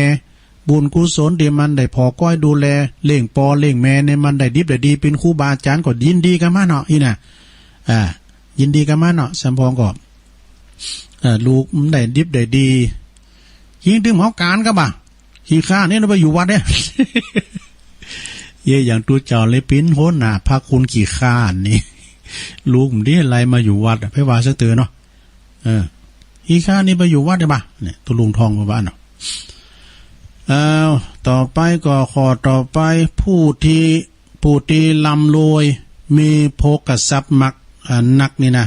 เพราะว่าในอดีตนั้นต้านมานักนี่สดาญาโยมทั้งหลายอันนี้เอาออกในธรรมมานะสถานะมันจะว่าตุลุงอุปภิเอาวาเอาใจนะเปิ้นถึงว่าเน้นธรรมเปิ้นถึงว่าดูนี่ปั้นสูตรว่าไข่รวยหือตาลไข่งามหือรักษาศีลนะอย่าไข่มีสติปัญญาหือปากันเจริญเมตตาภาวนาไอ้ดูเนาะฉะนั้นเนี่ยสดาญาโยมไข่ลำรวยโภคทรัพย์นักก็คือในอดีตชาติปางก่อนเนี่ยคือต้านมันหนักเนอะสถานเนาะต้านมาหนักนาป้าป่านอย่างตุลุงไกวานะกะท่านเศรษฐีเนี่ยท่านเศรษฐีนี่มันบักกินบัดต้านนะขีจีธนีแม่แต่ลูกแต่แม่มันมากกว่าขีจีนะ ใครอยากกินลาบว่ะปุดตู้ใครเอาลาบคุมสักกำนะเมย์บอกก็เอาค่ะก็ใครอยากก็ได้ซื้อมากับสักกิโลก็ไปซื้อมายังนักค้างพระลูกพระเมย์บอกโอ้สูก็ได้กินอยู่เลยว่ะก็ลาบไปกินในแพะในป่าพวกน่ะกินข้าวสามโมหามาเนาะก็แกนข้าวก็ข้าวผัวมากไล่เก็บกินหมดว่ะไล่เก็บกินแล้วมีหันเม็ดนึงนะพญามดงามมาหันใส่ลูกันลูกันจักขยื่อกันโน่ก้านพญามดงามเอาจะลบเขาหูไปโอ้จะมาเตอว่ะเสียดายงาวเขาตึงเม็ดเนี่ยโอ้ยเสียดายแต่เดี๋ยวยกมือไหวจะมาเด้อขอเป็นบุญกุศลกินต้านไปต่างหน้าให้ดอกเกิดมาแต้มจาดนี่ก็มาเป็นคุณน่ะเนาะเอาเขาก็ได้มาส่งผลปิ้นตุเจ้า ปิ้นตุเจ้าไปกุมเข่าก็มได้กับไปตั้งหัวก็เปิ้นใส่ตั้งหางไปตั้งกลางก็เปิ้นใส่ตั้งขอบตั้งหิมมันได้ก็เลยจะซิกไปซิกไปตามครูบาก็ว่ามันต้องซิกเนอะท่านก็เดินไปทางทิศนี่เนอะทิศอาคาเนนี่นะไอ้ดอกถ้าท่านเดินไปเนี่ยมันจะไปปะปอหลงคนหนึ่งไงนะปอหลงนั้นก่อนเนี่ยจานแล้วปังหลังเปิ้นปิ้นพญามดงามไหมดอกเกิดมาจันเนี่ยเปิ้นได้ปิ้นคุณแหละเปิ้นได้ปิ้นปอหลงท่านได้ต้านเข่าเม็ดกับเปิ้นนะต้านเข่าเม็ดเดียวนะท่านก็ไปถึงหันนะวัดเปิ้นมีตุเจ้าโอ้เปิ้นหันปุ๊บเปิ้นจะนิมนต์ปิ้นตุหลงอะไรนะตุเจ้าตัวนี้ก็ไปกับปิ้นอย่างอ่านแต่สดาญาโยมไปท่านไปเดินทางไปทางทิศนั่นกะทิศเปิ้นบอกนะไปป้าเสปอหลงปิ้งบดีวะเนี่ยคุณเฮามันเคยทำบุญด้วยกันนะสดาญาโยมทั้งหลายว่าไผก็ตามด้วยเฮาเคยทำบุญทำกุศลด้วยกันน่ะกะหันปุ๊บไปมาดื่มไข่ตาลหากันน่ะดอกไข่ตาลน่ะดอกการได้ทำบุญด้วยกันน่ะมาดื่มตาลสดาเนาะโอ้นิมนต์พระคุณเจ้าปิ้นเจ้าอาวาสเลยน่ะปิ้นตุหลวงเลยน่ะอันนี้ก็เอามาแทรกให้ฟังเนาะผู้ที่ร่ำรวยพกทรัพย์นักก็เพราะว่าในอดีตชาติปางก่อนได้ต้านมาหนักเนาะแถมสองขอมได้นะโยมนะโอ้เนาะผู้ที่เกิดในตระกูลสูงนี่หรอทั้งประเทศอินเดียเปิ้นมีวันณะเนาะวันณะสีเหล่ากันนะสดาญาโยมเนาะแล้วก็อันนี้เปิ้นตระกูลสูงนี่พอในอดีตชาติได้ปูจาบุคคลที่ควรปูจาหนักนี่ผมจะว่าโอ้ไอ้นี่มันดีซึ่งเก่งเว้ยมันเต็มต่อดีมันดีซึ่งดีหรือว่ามันเต็มคูบอลดีปูจ้ามันเนี่ยอันนี้มันก็มันดีสำหรับพอไปนอก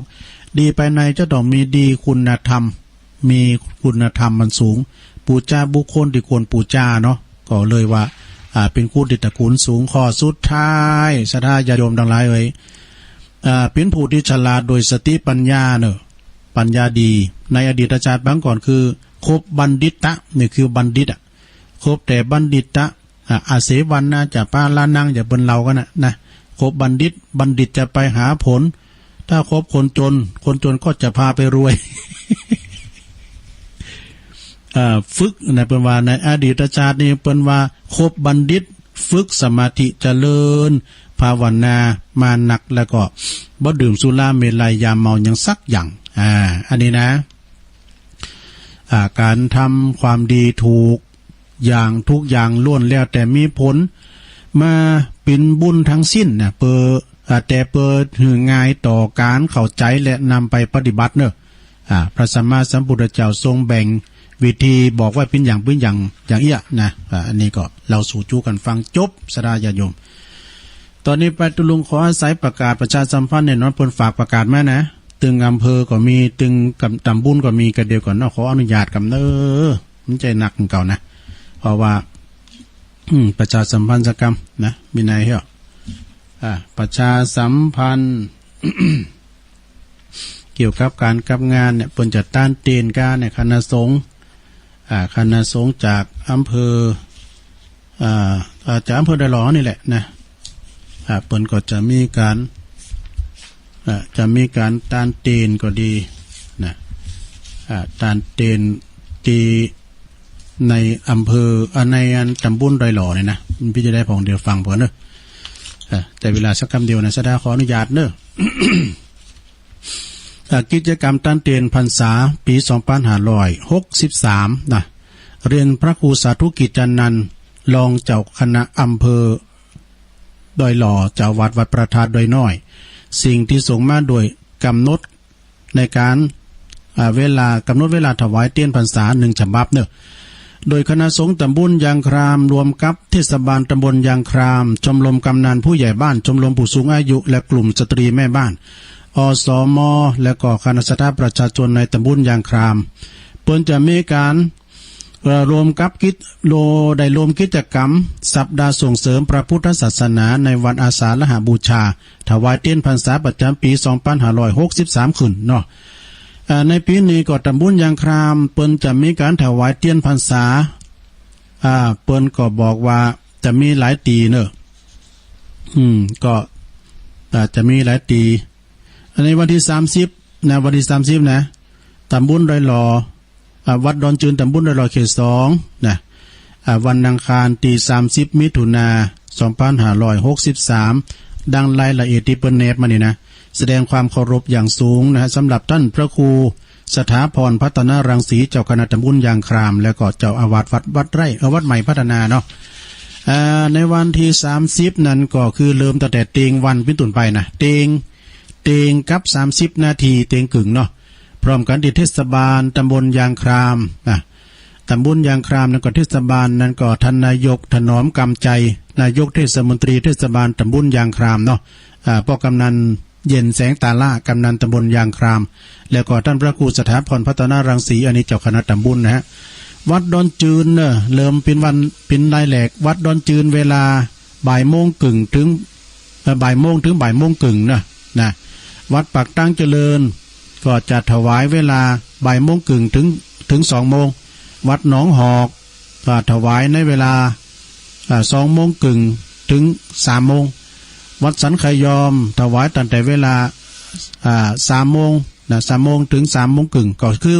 ที่ไหนก็30นาทีเนาะวัดพระธาตุดอยน้อย 15.30 นคือว่าบ่ายอัน3โมงกึ่งถึง4โมงสำนักสงฆ์โทกมือก็อัน4โมงถึง4โมงกึ่งวัดป่าอัมพวันกลปกลางก็จะถวายตั้งแต่เวลา4โมงกึ่งถึง5โมงนะวัดเหล่าเป้าก็ตั้งแต่5โมงถึง5โมงกึ่ง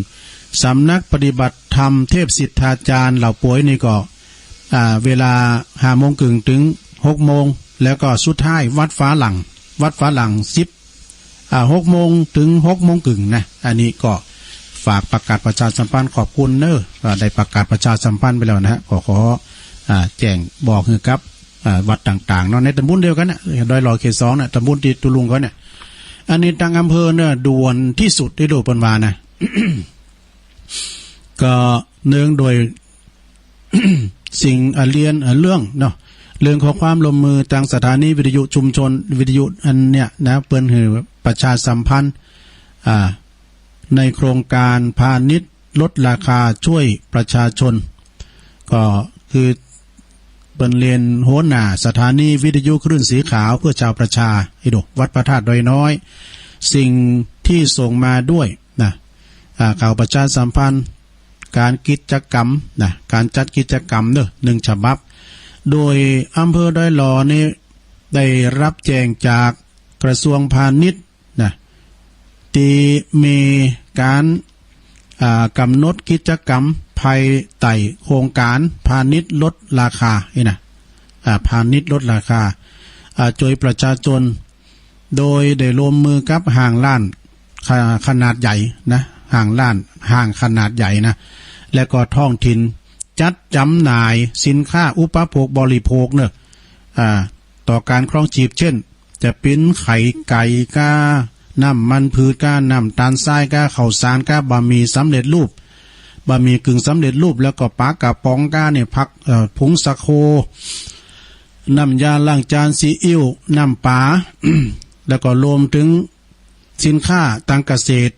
และผลิตภัณฑ์ชุมชนโอท็อปต่างๆของอำเภอดอยหล่อเขานี่นะ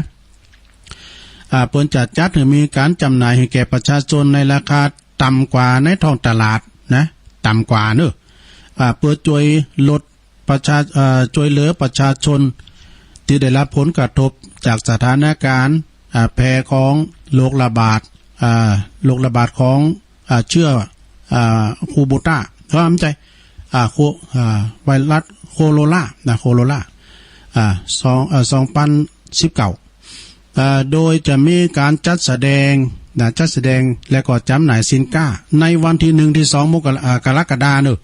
1-2 กรกฎาคม63เวลาตั้งแต่8 โมงกึ่งนะ8 โมงกึ่งง่ายนี่นะถึง 4 โมงแรงณที่บริเวณสนามกีฬากศน.อำเภอดอยหล่อจังหวัดเชียงใหม่จึงขอเล่นมาหือสาบสดากะไผแก่ไปซื้อข้าวของราคาถูกเนาะข้าวของเครื่องใจยัดต่างๆของใจไม่ซอยต่างๆนะฮะ 1-2 กรกฎาคมณที่บริเวณสนามกีฬากศน.อำเภอดอยหล่อแสดงความนับถือนายวิจัยเพ็ญพัฒนากุลในอำเภอดอยหล่อนี่อันนี้นะเลี้ยวไปเนาะอันนี้ก็บอกถึงศรัทธาญาติโยมแล้วก็ข่าวสารงานบุญต่างๆก็ค่อยมาว่ากันเนาะในวันต่อไปอันนี้ก็คือเปิ้นพอเขาประกาศโดนขึ้นมานี่นะศรัทธาญาติโยมทั้งหลายตุลุงก็เลยมีจางยื้อเนาะเอามาแทรกอยู่ศรัทธา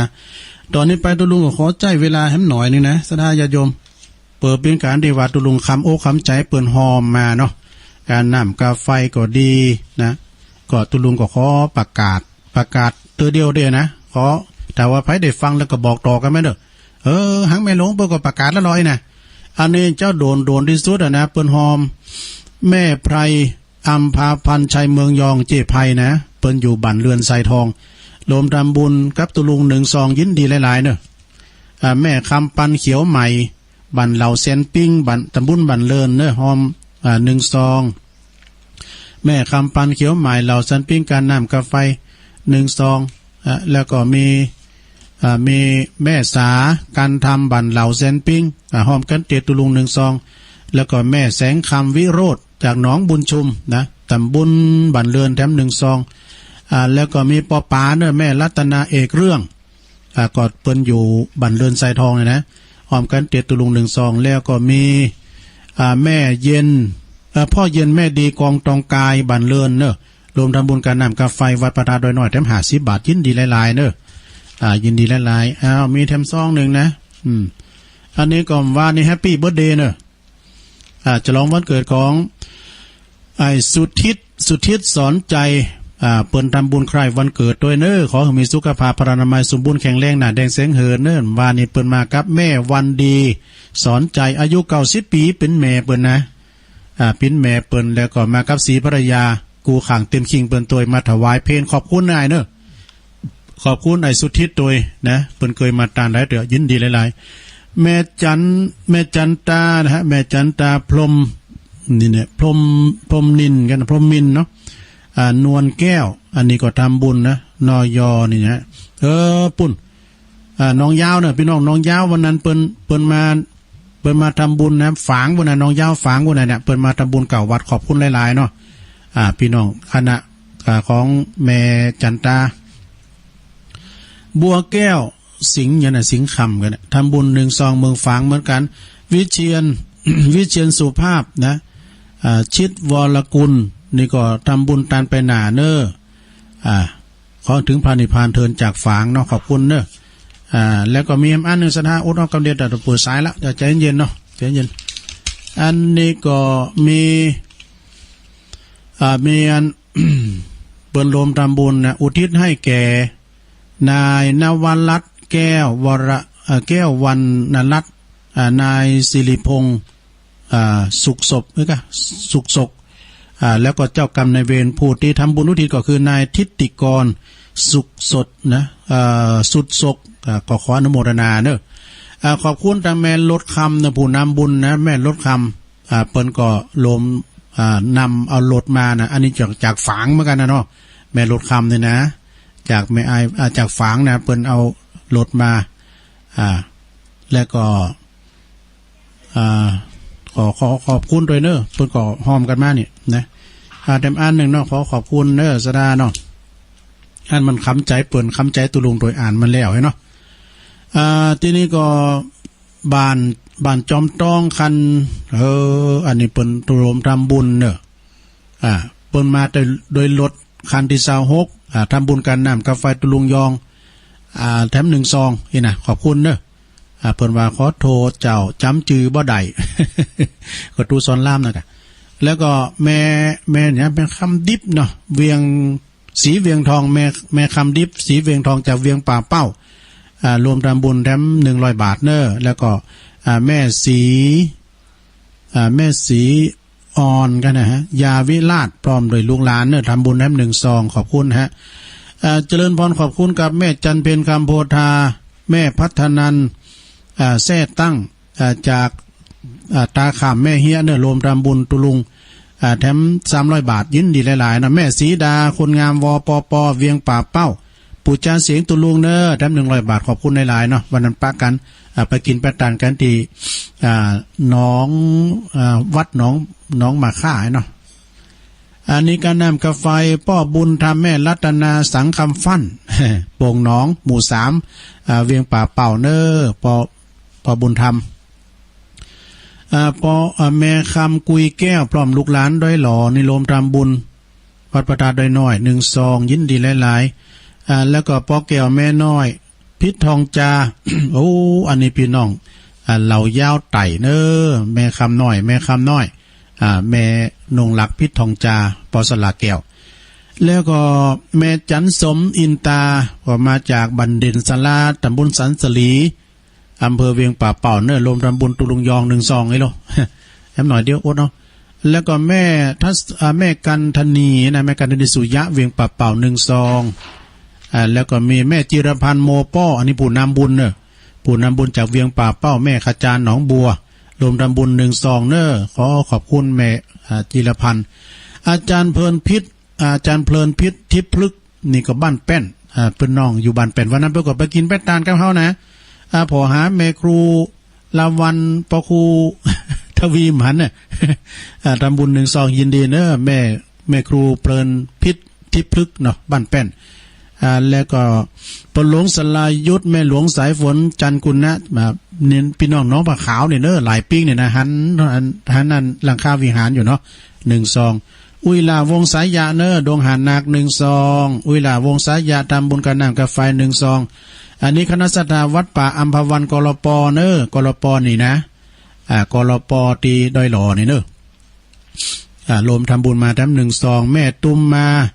ปัญญะปุญญโภคปรีดานะเหล่ายาวใต้ทำบุญมากับตุลุงแถม1 ซองแม่คำกุยแก้ว2 แควดอยหล่อบันดอยหล่อเนอะแถม1 ซองอันนี้การนำกาแฟป้อบุญทำแม่รัตนาสังคำฟั่นโป่งน้องรวมตามบุญเวงป่าเป่าแถม1 ซองสุดท้าย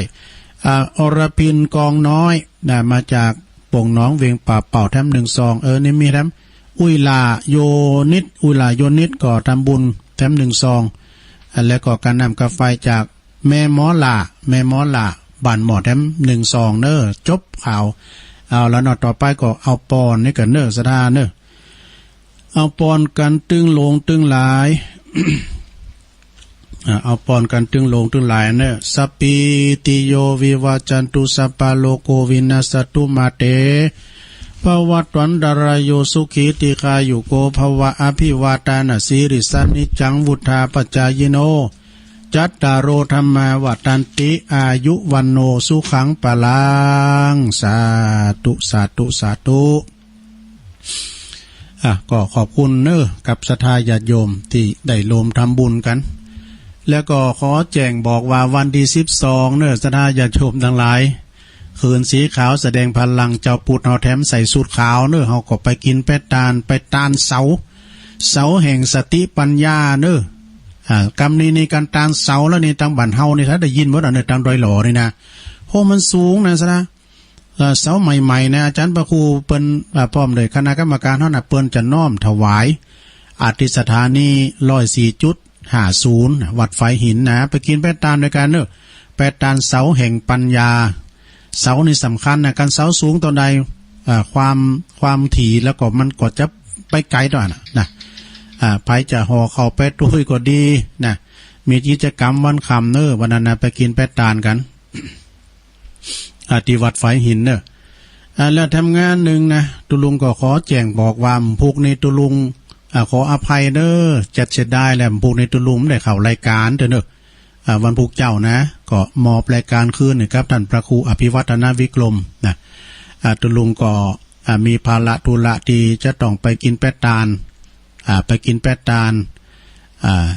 ที่อื่นที่ไกลอยู่นะฮะก็ฉะนั้นวันพรุ่งนี้ก็ชงเจ้าตีสามอาจารย์พระครูก็จะเข้ารายการเต้นตุลุงวันนี้ตุลุงเต้นเปิ้นหรอวันนี้นะตุลุงเต้นเปิ้นผู้ก็ไปจะเต้นตุลุงแถวตอนบ่ายว่านะวันพรุ่งนี้ก็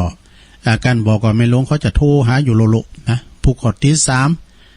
กับอาจารย์พระครูสมหวังพระครูกาลยาณปราโมทก็จะมาหาตุลุงไปนะจะไปกินแปะตานกันไปแสวงบุญนะเนาะสดาไปลำรถตู่แม่นิดก้าแม่นิดแม่บุญปานอุบคำนะจังกระดาษเปิ้นก็จะมาหับแล้วก็ปัจจุบันเจ้าไป 3-4 ตุน3 ตุนเนาะจะไปกินแปะตานกันไปพวกป่าอัมพวันไปเดือนหลวงพ่อจรัญวะนะฉะนั้นก็วันพุธนี้ก็ขอแปะไว้ก่อนเน้อศรัทธาเน้อแปะว่าอันว่าอีเนี่ยจัดจะได้มันถึงได้ปะกันอยู่นะก็เลยแจ้งบอกให้ศรัทธาไว้ก่อนเนาะอันก่อนจะกองหากันเนี่ยนะก็มอบเวลาคืนนะครับอาจารย์พระครูอภิวัฒนวิกรมเปิ้นก็จะได้เข้ารายการจัดรายการกันต่อไปก็ว่ากันเนาะศรัทธาเนาะบางทีอาจจะมีชดเชยนะ จะมีชดเชยก็ว่าได้นะในเวลาที่อัดไก่เนี่ยนะศรัทธาเนาะเอาละศรัทธาญาติโยมตอนนี้ไปเปลี่ยนกันอุ่นเปลี่ยนบรรยากาศในกั้มเนอะตอนนี้ตุลุงจะได้ประกาศจะได้เปิดสายแล้วนะศรัทธาญาติโยมไผอยู่ตั้งใดโมงใดหอมใดจะโทรมาคือกำลังใจตุลุงกาพินกันเองนะโยมเนอะมาโทรมา089-955-6506เมืองฝางแล้วเจริญปอนไว้สาเจ้าตุลุงเจ้าโอ้อันนี้เกตการลามแม่จันทิพย์มาแล้วแต่ได้คนไปป่าอามาวันอยากให้ไปคือก็จะ เป็นบุญหลุนทับว่าดีตุเจ้าเปิ้นก็อันเพื่อก็ขอนำไปกับแม่นิดบุญปันอุบคำเขาเนี่ยขบวนของเปิ้นท่านพระครูสมหวังเนี่ยกะผู้นำบุญเขาแม่ฟังเจ้าแล้วกะตั้งแต่เจ้าเจ้าโอ้ดีกะเจ้านี่พอข้อมูลการยังได้กับเจอนี่กะเสียดายแต่ผอมไขขนาดนี่รับไปเจ๊งลุงตื่นเนาะก็ตื่นได้มาตีสองเนี่ยตัวลุงตัวล้อเข้าล้อออกเนี่ยปวดหัวมือนี่ปลุกออกบวกเสียดายนะมันเป็นว่าอาจารย์พระครูอภิวัฒนวิกรมว่าโอ้ตัวลุงระบบมันดึงล้วนแต่เมื่อแต่คืนแล้วว่ะโอ้ระบบมันก็ดี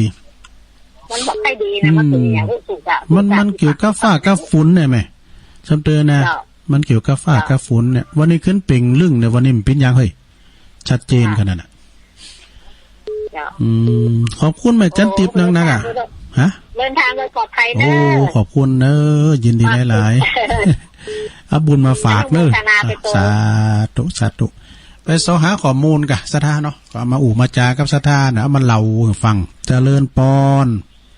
ตาภาษาตุลุงโอ้มาแล้วป้าน้อยบุญปันเมืองฝางจะเจ้ากองหาตุลุงน่ากาเสียดายเลยกะตีสองปลายถ้าพวกฟังอะไรก็ได้วะตุลุงกับตื่นประมาณนั้นน่ะตีสองปลายครับวันพุธก็ไม่ได้เข้าแบบละวันพุธนี้ทันพระครูถ้าเข่าแตนกันเพราะว่า3 โมงตี3เนี่ยครับโอ้ยินดีกับปนหน่อยนักดีกับมันเดือดปั้งกันอยู่เนาะขอบคุณปนหน่อยเด้อดีกับเพราะวันผลพ้อยใดนะบุญจัดสรรแต่มาจัดแรงเนี่ยเพราะว่าอันน่ะค้ำใจตุลุงอ่ะเจริญปอนครับภาษาตุลุงแต่เจ้าก็คอยหาตุลุงไหนก็ได้แม่บุญพินแม่น่ะจะฟังคืน96โดยเสพก็ดักเหมือนกันเนาะในการได้ยินมันก็ดักเหมือนกันนะดักเหมือนกันนะโอ้ก็แปลกเหมือนกันนะอะไรค่ะนั่นน่ะว่าฟังเสียงตุลุงอย่างนั้นจะโทรไปกับก้าโอ้สายเข้ามาโลๆเลยแม่แต่หลวงพ่อบุญปันตุอุ้ยเฮาดูแล้วก็เพิ่นก็โทรมานะครับเพิ่นจะฮื้อมันเป็นอันนี้จังตุ้ยน่ะเพิ่นมาบัดเตี้ยงไปก็ว่าหือคติก็ดีของได้บุญจะตุลุงจะเนอขอบคุณเนอบุญมาฝากเนาะสาธุ แม่บุญพินโรงพยาบาลลานนาเนาะเจริญปอน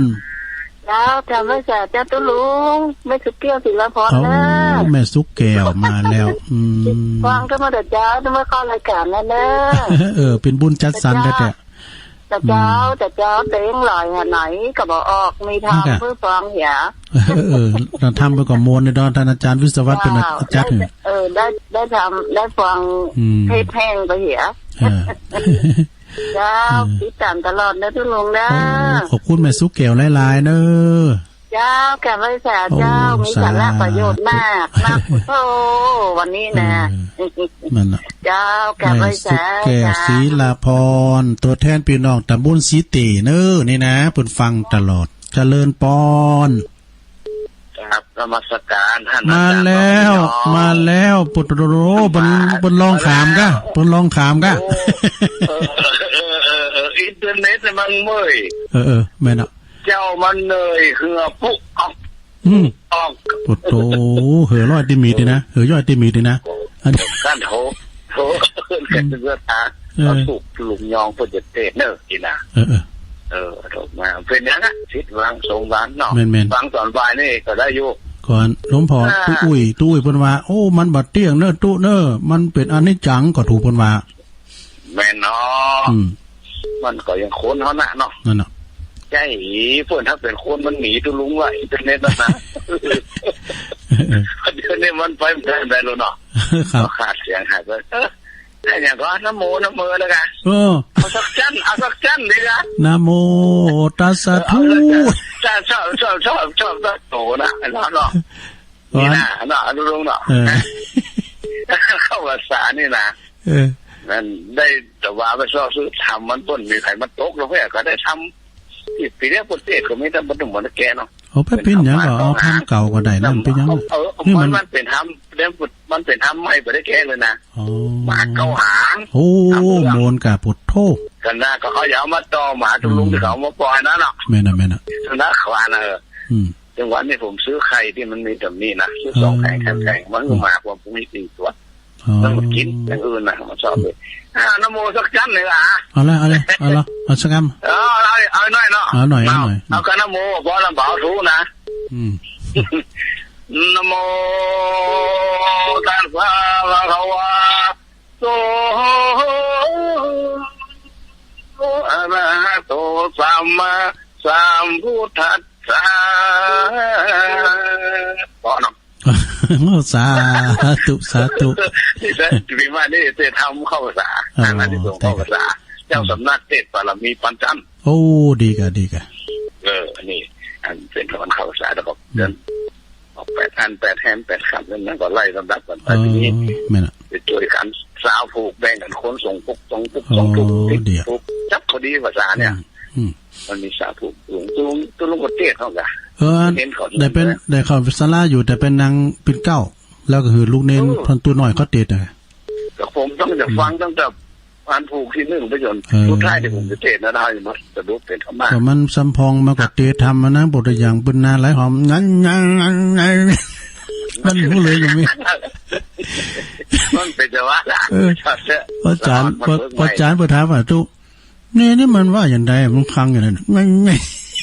มันมีเป็นต้นน่ะมันซ้ำตุ้นมันก็หูดปล่อยดีซ้ำตุ้นมันก็ว่าจ้างก็อุลอยมาก็อุลอยสร้างงูนี่ก็เป็นเนาะอันพอครูมีหันมันเป็นเนี่ยยกน่าหลายหอมเนาะอนุโมทนาขอบคุณเด้อโอ้สาธุนะโมปนเนาะนะตามนะโม3 รอบเด้อน่ะนะโมโหขอยังมีกันนะโมก่อนนะโม3 รอบนะโมเจริญปอนเจ้ากับภาษาเจ้าทุลุงแม่ปราณีมาแล้วฝางวันพรุ่งวันจะไปอันทำบุญการนั้นเต่าก็ขออนุโมทนาสาธุนะเจ้าโอ้ขอบคุณแม่ปราณีมณีจรหนักๆเด้อจะถ้าปัจจัยก็มาได้ไปอันฝากแต่โอ้ไปปิ้นหยังก็บ่เปิ้นปันป้อนนี่ก็ดีล่ำแล้วโธ่จำปีกาจะเอาบุญมาฝากเจ้าเพิ่นจะทำบุญเพิ่นจะทำบุญอันเพิ่นจะถ่ายทอดอยู่เนาะ12นี่ถ่ายทอดแน่นอนกะเจ้า12นี่ถ่ายทอดอย่างวันนั้นนะอย่างวันไปเมืองหนังนะน่ากะ หลวงพ่อก็จะมาเนาะตัวปีเลินก็จะมาเนาะอ๋อหลวงพ่อใจกะมาอันก็พอสถานการณ์ก็เนอะมากับแป๊บพี่เนี้ยก็จ้าโอ้อันยาอย่างเนาะยาที่บอกอ่ะอ่องอ้อมุยละคุยหมดงามตะกรรมโมสุ่มหนวดเต่าเขากระต่ายอย่างแกได้หมดอ่ะนึกว่าอันอะไร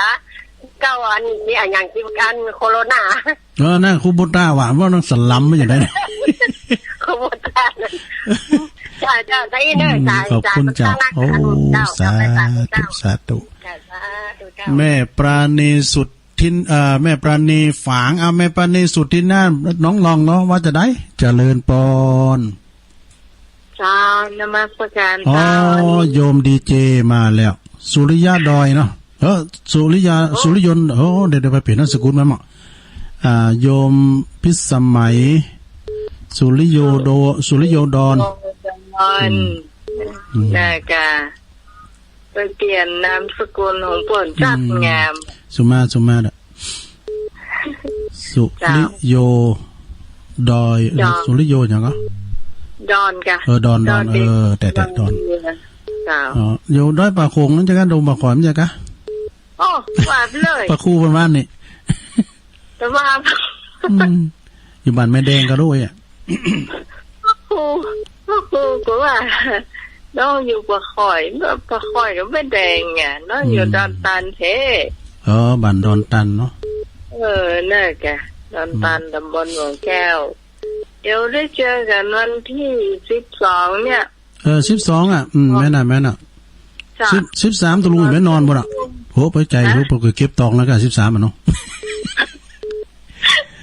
เอาปีนั้นข้อมูลมาครับเด้อแม่แล้วข้อมูลแต่ว่าครับพี่นันน่าจะวนนั่นแหละเอารถตู้มาครับโตปีนั้นเนี่ยดีเต้รับรถดีอ่ะนี่บ่ได้นะเป็นรถตู้ดีอ่ะจ้ะพี่กะกองตาขอเชิญชวนนะเจ้าเนาะพี่น้องทางฝางทางแทนประการหรือว่าคุณผู้ฟังที่ฟังคลื่น104ทุกคนนะเจ้าเชิญชวนมาวันที่12มาตานเสาใจกัดเนาะตานเสาแห่งปัญญาอีกฮะตานเสาแห่งปัญญาอีกเหมือนเต้นหลิมหลงเนาะจ้ะเสาดีด้วยเจ๊เห็นพ่อครูว่าไม่กะมีเสาเล็กแบบดีเลยนะไม่กินข้าวจีด้วยกะไม่กินข้าวจีด้วยข้าวจีตุลุงยาวมากะโอ้ไม่กินบินกว่าเวงเปล่าๆมั้งกะตุลุงดอยอย่ามาดูข้าวจีอ่ะตุลุงว่าตันพี่น้ำปูก็เปิ่นกินกันอ่ะถ้าเพิ่มมาทานน้ำมันหมูยังแฟนกันตุลุงน่ะพริกตาแดงตาวก่อนกินนั่นเนี่ยก่อนกินนั่นเจ้าจ้าน้ำมันยินดีเนอะขอบคุณหลายๆเนาะโยมพิสมัยสุริโยดอนเนี่ยจากดอนตันแม่ริมขอบคุณหลายๆเนอะเจริญปอนข้าพเจ้าเจ้าพระองค์อันนี้เมนูนะย่อยสันทรายเจ้าสุมาเนี่ยแม่ย่อยสันทรายแม่สมผัสเนาะเจ้าข้าพเจ้าแล้วนะเจ้าได้ยินอยู่วะสมผัสเจ้าบอกออกพระกรรมเนาะคนนั้นก็เอาไหนคนได้ฟังไหนก็ได้ว่าโอ้โหเมื่อวันกำลังออกนี่เนาะนั่นก็วันนี้บุญจัดสรรนะอาจารย์เปิ้นบอกเต็มว่าแล้วเปิ้นเขียนได้มานะวันพวกแตนกำเนิดอ่ะโอ้ยเหมือนว่าได้อันได้มาเนาะก็วันนี้ก็มาแตนเปิ้นน่ะผู้ก่อนท่านพระครูจะแตนตุลุงอ่ะกะวันนี้ฮอดแตนเปิ้นวันเสาร์ก็ได้มาอยู่ก้าพอดูกันนี่เนอะวันเสาร์นี่พอทำกรรมนี่กันเนอะเนาะมันดีมดีประชาชนเชยครับโมแน่นะเนาะขอบคุณแม่สมพัฒน์หนักๆเนอะแม่ย่อยสันทรายจ้ะ0899555656เจริญปอนภาษาตุลุงหลอก2เลิกแม่บุญพิน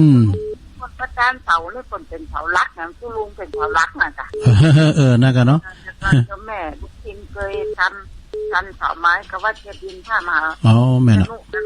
ก็เลยได้เป็นเสาลักของครอบครัวตุลุงอ่ะแต่กะไม่ยิงก กันเนี่ยไม่ได้เป็นเสาหลักนะลูก โอ้แม่น่ะเสาหลักก็แย่หมอก็จะมุนนะเนาะแม่น่ะกะแต่กะโอ้โยมพิษสมัยก็เป็นเสาหลักนั่นน่ะเสาหลักของครอบครัวออกรายการเมื่อคืนฟังลูกว่าอย่างตำน้ำพริกที่กุ้งว่ะโอ้หมอกาโตตำน้ำพริกไข่ดำโลตัวลุงตำน้ำพริกตัวดินตำน้ำพริกตัวดินก็ตำน้ำพริกไข่ก็ยำผับที่เป็นว่านะตำน้ำพริกเฮ็ดถอบลวกให้คนโอ้อันหมูโลล่ะตำน้ำผับนี่มันก็ไปลวกคนโอ้ไปย่างจ้ะโอ้อยู่จังไหนเฮานี่บุญที่สุดอ่ะโอ้บุญกะปตูอาหารตามฤดูกาลบุญก็เฮ็ดใบอ่ะหมอบุญก็เฮ็ดโซโล่หมอไม่โซโล่หมอพี่ใหญ่เฮาว่าเฮ็ดอันตาควายน่ะพี่ใหญ่ลือหลวงว่าเฮ็ดตาควายน่ะเฮ็ดอันทอดนุ่มกูแก่นนั่นน่ะตู้เมียอยู่นั่นเนี่ยนั่นก็อันนี้ก็อัดไว้ใน2ฟีตเนี่ยยังไม่ได้ต้มจ้ะนะฟังตู้ลุงหม่อนดีเนอร์เป็นกำลังใจโอ้ขอบคุณเนอโอ้โหสดเสยมเจ้านี่กะเจ้านี่โธ่ผอมควายอ่ะเหอมู่ปูออกบ่เจริญปอนโอ้มาแล้วแต่ตอนนี้จะรู้มันเจ้ามันมาว่าตุ้นเจ้ามันไม่2 โมงน่ะไผหลวงพ่อมาเอาฮะอ๋อมันดับมดแน่ตั้งใดมันก็ดับมดแน่ดีกะปราณีจะได้เนาะเจ้าว่างเปล่าแต่ตุ้งแล้วก็สิได้เวลาแต่กะตุลุงผมกันจะเฮือนะสุดปัญญาตุลุงฮะหลวงพ่อมาแอลให้แม่โอ้ดีกะหลวงพ่อฟังอ่ะหลวงพ่อโธ่เพิ่นมีเมตตาเอาปาตาไปยำในคุมมันก็เป็นมงคลแล้วเนอะเป็นมงคลเนาะกินน้ำยาเพิ่นก็กินแล้วกินน้ำมนต์ยาเพิ่นนี่ก็มันสีเบาแข้งอ่ะเพิ่นว่าวันศุกร์ก็จะทำแม่ว่าดีแล้วแม่หลวงพ่อว่าแม่ปานีมาดูไม่รู้จักแม่ปานีอย่างใดแต่ว่าจักกันที่ขึ้นสีขาวเขานี่ละไก่เนาะแม่นั่นเป็นบุญแต่กะเพิ่นไปถึงบาทถึงจองกับคนขับรถนะกะเพิ่นไปนอนปุ่นน่ะตรงศาลปุ่นโดไว้ไปนอนเชียงใหม่ลำปางปุ๊แม่น่ะเพิ่นปิดตัวประมาณ3 โมงไปลำปางเลยดีละแม่ก็ไม่แจ้งพูดเนาะว่าเพิ่นจะมาเนาะเพิ่นโทรมาเนาะเพิ่นจะแค่จำตอนไว้ว่าอันโทรศัพท์ดังนี่จะไม่ต้องฮับเลยช่างหวังว่าลูกโทรมาแก้เป็นหลวงพ่อเนี่ยเขาแล้วนี่ไปก่อนมาเนาะไม่มาแล้วเนาะไอ้เนี่ยเขาแล้วนี่ไปก่อนมาประชุมสัญจรว่าบอกโทรล่วงแน่ว่าโอ้ยมันมาเที่ยวที่เป็นโต๊ะนั่งเนี่ยตู้รู้พี่ยะแล้วอากาศจู่โจ้มาก็ได้บุญนักอย่าเข้าไปร้อนต่อตากะโอ้ถ้าบอกมีว่ามีไม่ปานีคนเดียวเท่านั้นแต่ว่าโอ้เป็นบุญล่ะเปิ้นไปถึงคุ้มถึงโหถึงหอถึงเฮือนน่ะเป็นบุญเป็นมงคลเด้อขอบคุณแม่นะเป็นจุ่มเป็นของหวานเป็นเอียกก็เป็นนมเป็นเอียกอ่ะกล้วยทอดมั้ยกะมัดตาลขอบคุณเด้อแม่ปราณีเนาะให้กำลังใจก็ลุงได้เจ้าสาธุเป็นกันเองเด้อศรัทธาเนี่ยมีโยธาบรรดาศักดิ์ยังนะว่ากันมาเด้อเอาเจริญปอนเจ้าไว้สาจ้าลุงอันนี้แม่เอื้องไพรกะเจ้ามาเนี่ยฝนตกหนักขนาดนั้นโอ้บรรทุกไปนำแล้วได้ดีกะน้อยแต่ตกกะเจ้ายังมาถึงเตือกระเดียวก็มาถึงอันนี้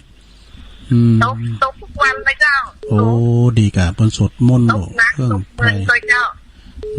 เจ้าฟังอยู่ด้วยเจ้าโอ้ขอบคุณหลายๆเด้อแม่ไว้สาเจ้าเจริญปอน089 9556506อ้าวเข้ามาเลยเวลาหลายอยู่เจริญปอนสายขึ้นเหมือนกันเนอะขอสุมาจะขอบกันนะลุงเอาเลยหลวงพ่อมานิดแม่ปันนี้อันเพิ่นอยู่บ้านน่ะแม่ปันนี้สุธินาถอ่ะอยู่ตุนพึ่งครับตุนพึ่งลายปิงทั้งอ่ะตุนพึ่งน้องหลองเนี่ยครับมันอยู่เขตฝั่งละปูนนะเขาใจเขาข้าวหัวกับไปแม่น่ะแน่ๆฮะน่ะแม่ปานี่หลวงพ่อจะไม่เอาแล้วเนอะหลวงพ่อมานิดนะเกมตามน้ำพิงไว้เปิ้นมักหลวงพ่อมานิดถ้าล่องใต้ก็รู้ถามแม่ปานี่นะแล้วถามไปกันถ้าล่องใต้น่ะก็จังหวัดนึงได้ล่องมามึงยาวอันมะเขือประจานสักเข่งโอ้สามเขือแล้วก็ตำไข่กะลุงจะให้ฟาร์มไข่มีวิธีการนี่ก็โอ้ดีกะซื้อแผงแถมซื้อ2 แผงแถมเขาไปตึก ลุงยองฟิตเท่ากันหมดเลยมาต่อโอ้ตอนนี้มันเป็นกูก็ตำมะเขืออ่ะทำไมมีประวัตินะตัวลุงเคยแก่นมานะโปรหิมตายอ่ะปุตตะข้อได้กุ้งปะกูมามองเป็ดเนี่ยปุตตะรู้ถ้าน้อยมันก็ไปโหสู่เสียตัวลุงว่ะไปว่าดงหานางกูนะไปแก่นเตือนนึงอ่ะตั้มคือก็มันกลุ่มใครอ่ะประเด็นนี้ผมจานเข้าซุกเข้าสารอาหารทุกอย่างละตุงตีตุงหัวตุงเนาะดีกะผมน้ำก็ประเด็นนี้แข็งแรงเขาบอกว่าโอ้ได้กะโอ้แข็งแรงกะแข็งแรงกะก็ไม่ได้แต่เกี่ยวยังจับเลยเนาะจานเข้าจานน้ำโอ้เจอหน้าอาหารที่ว่าโตชุดยอดดีอ่ะชุดยอดเนาะถ้าหักสินดีเนี่ยเกิดมาต้องงามเนาะแมนคนเฒ่าคนแก่วันนอนวัดนอนมาเมตตาภาวนาเนี่ยทำที่เข้าภาษาตรงนี้หรอกแมนสาธุสาธุโอ้ดีละโอ้ขอบคุณหลวงพ่อเนอหลวงพ่อมานิษฐาวโรนะสำนักสงฆ์หอมบุญโทรกันเข้ามาแถมตามเมืองฝางก็เข้ามาแถม0899556506กำลังมืดมาเนอเจริญปอนมาจากเจ้ายายพรน้องวัวแดงสังกะแปงเจียงใหม่มาแล้วยายพรโอ้วันเจ้าไปอบรมอบรมกันนี่นอนเน็ตเนี่ยคุณแกเนี่ยไปอบรมกันนี่ได้500เนาะการชาการเงินอ๋อไปตั้งจักตั้งศาลดีกะแล้วก็ลูกหลานบ้านใหม่เอาลูกจุยงเป๊ะดีกะแม่หันได้อ่ะจะไม่หายด้วยบายออกมาเป็นภาพแล้วก็ไปติดที่เราไก่บนกันหาเดี๋ยวจะเดียโอ้เกิดเป็นนี่มันก็ดูอย่าจุยมันอย่าดูเมื่อกี้เขาลำอ่ะตุยนุ้ยนอนล่ะโอ้ยอายจุยงกับบ้าพอนี่นึงสอนรามนี่สอนรามกลุ่มรามด้วยนะก็หาที่นี่จะเสียงอย่างว้าวไข่หันแต่เนื้อไข่หันยายพรเนี่ยไข่หันเตะฮะบัจจ่าเล่นร้ายบัจจ่าก็นั่นเนาะลายตัวลุงก็รู้ไปเด็ดขอบคุณยายพรเนื้อยายพรเลยบุญรักษาเนื้อบุกก็ฟังดำเนื้อสาธุวันพูดตัวลุงอย่าไปบุญป่าอัมพวันแล้วก็พระฤาษีลิงดำไปทำบุญทางสายไต่นะรถกันหนึ่งตัวตู่ไปกินไปตาลตะบุญนะบุญมาฝากเนอะแม่นิดนะแม่นิดแม่บุญปันอุบคำจังกระดาษขอบคุณเจ้าอาจารย์สมหวังเปิ่นจะนำไปเจริญปอนต่อไปสาครับตั้งได้ยะไม่ออกแล้วบนนานแล้วบนนานมาแล้วบนนั้นพันนะบนนั้นพันเนาะครับผมโอ้ดีกะบนนั้นพันฝุ่นโต๊ะบนนั้นโต๊ะมืดจีเนี่ยอันนี้กำลังมืดเลยได้ก็ยังโต๊ะบกคืนเขามันจะว่าก็โต๊ะบกคืน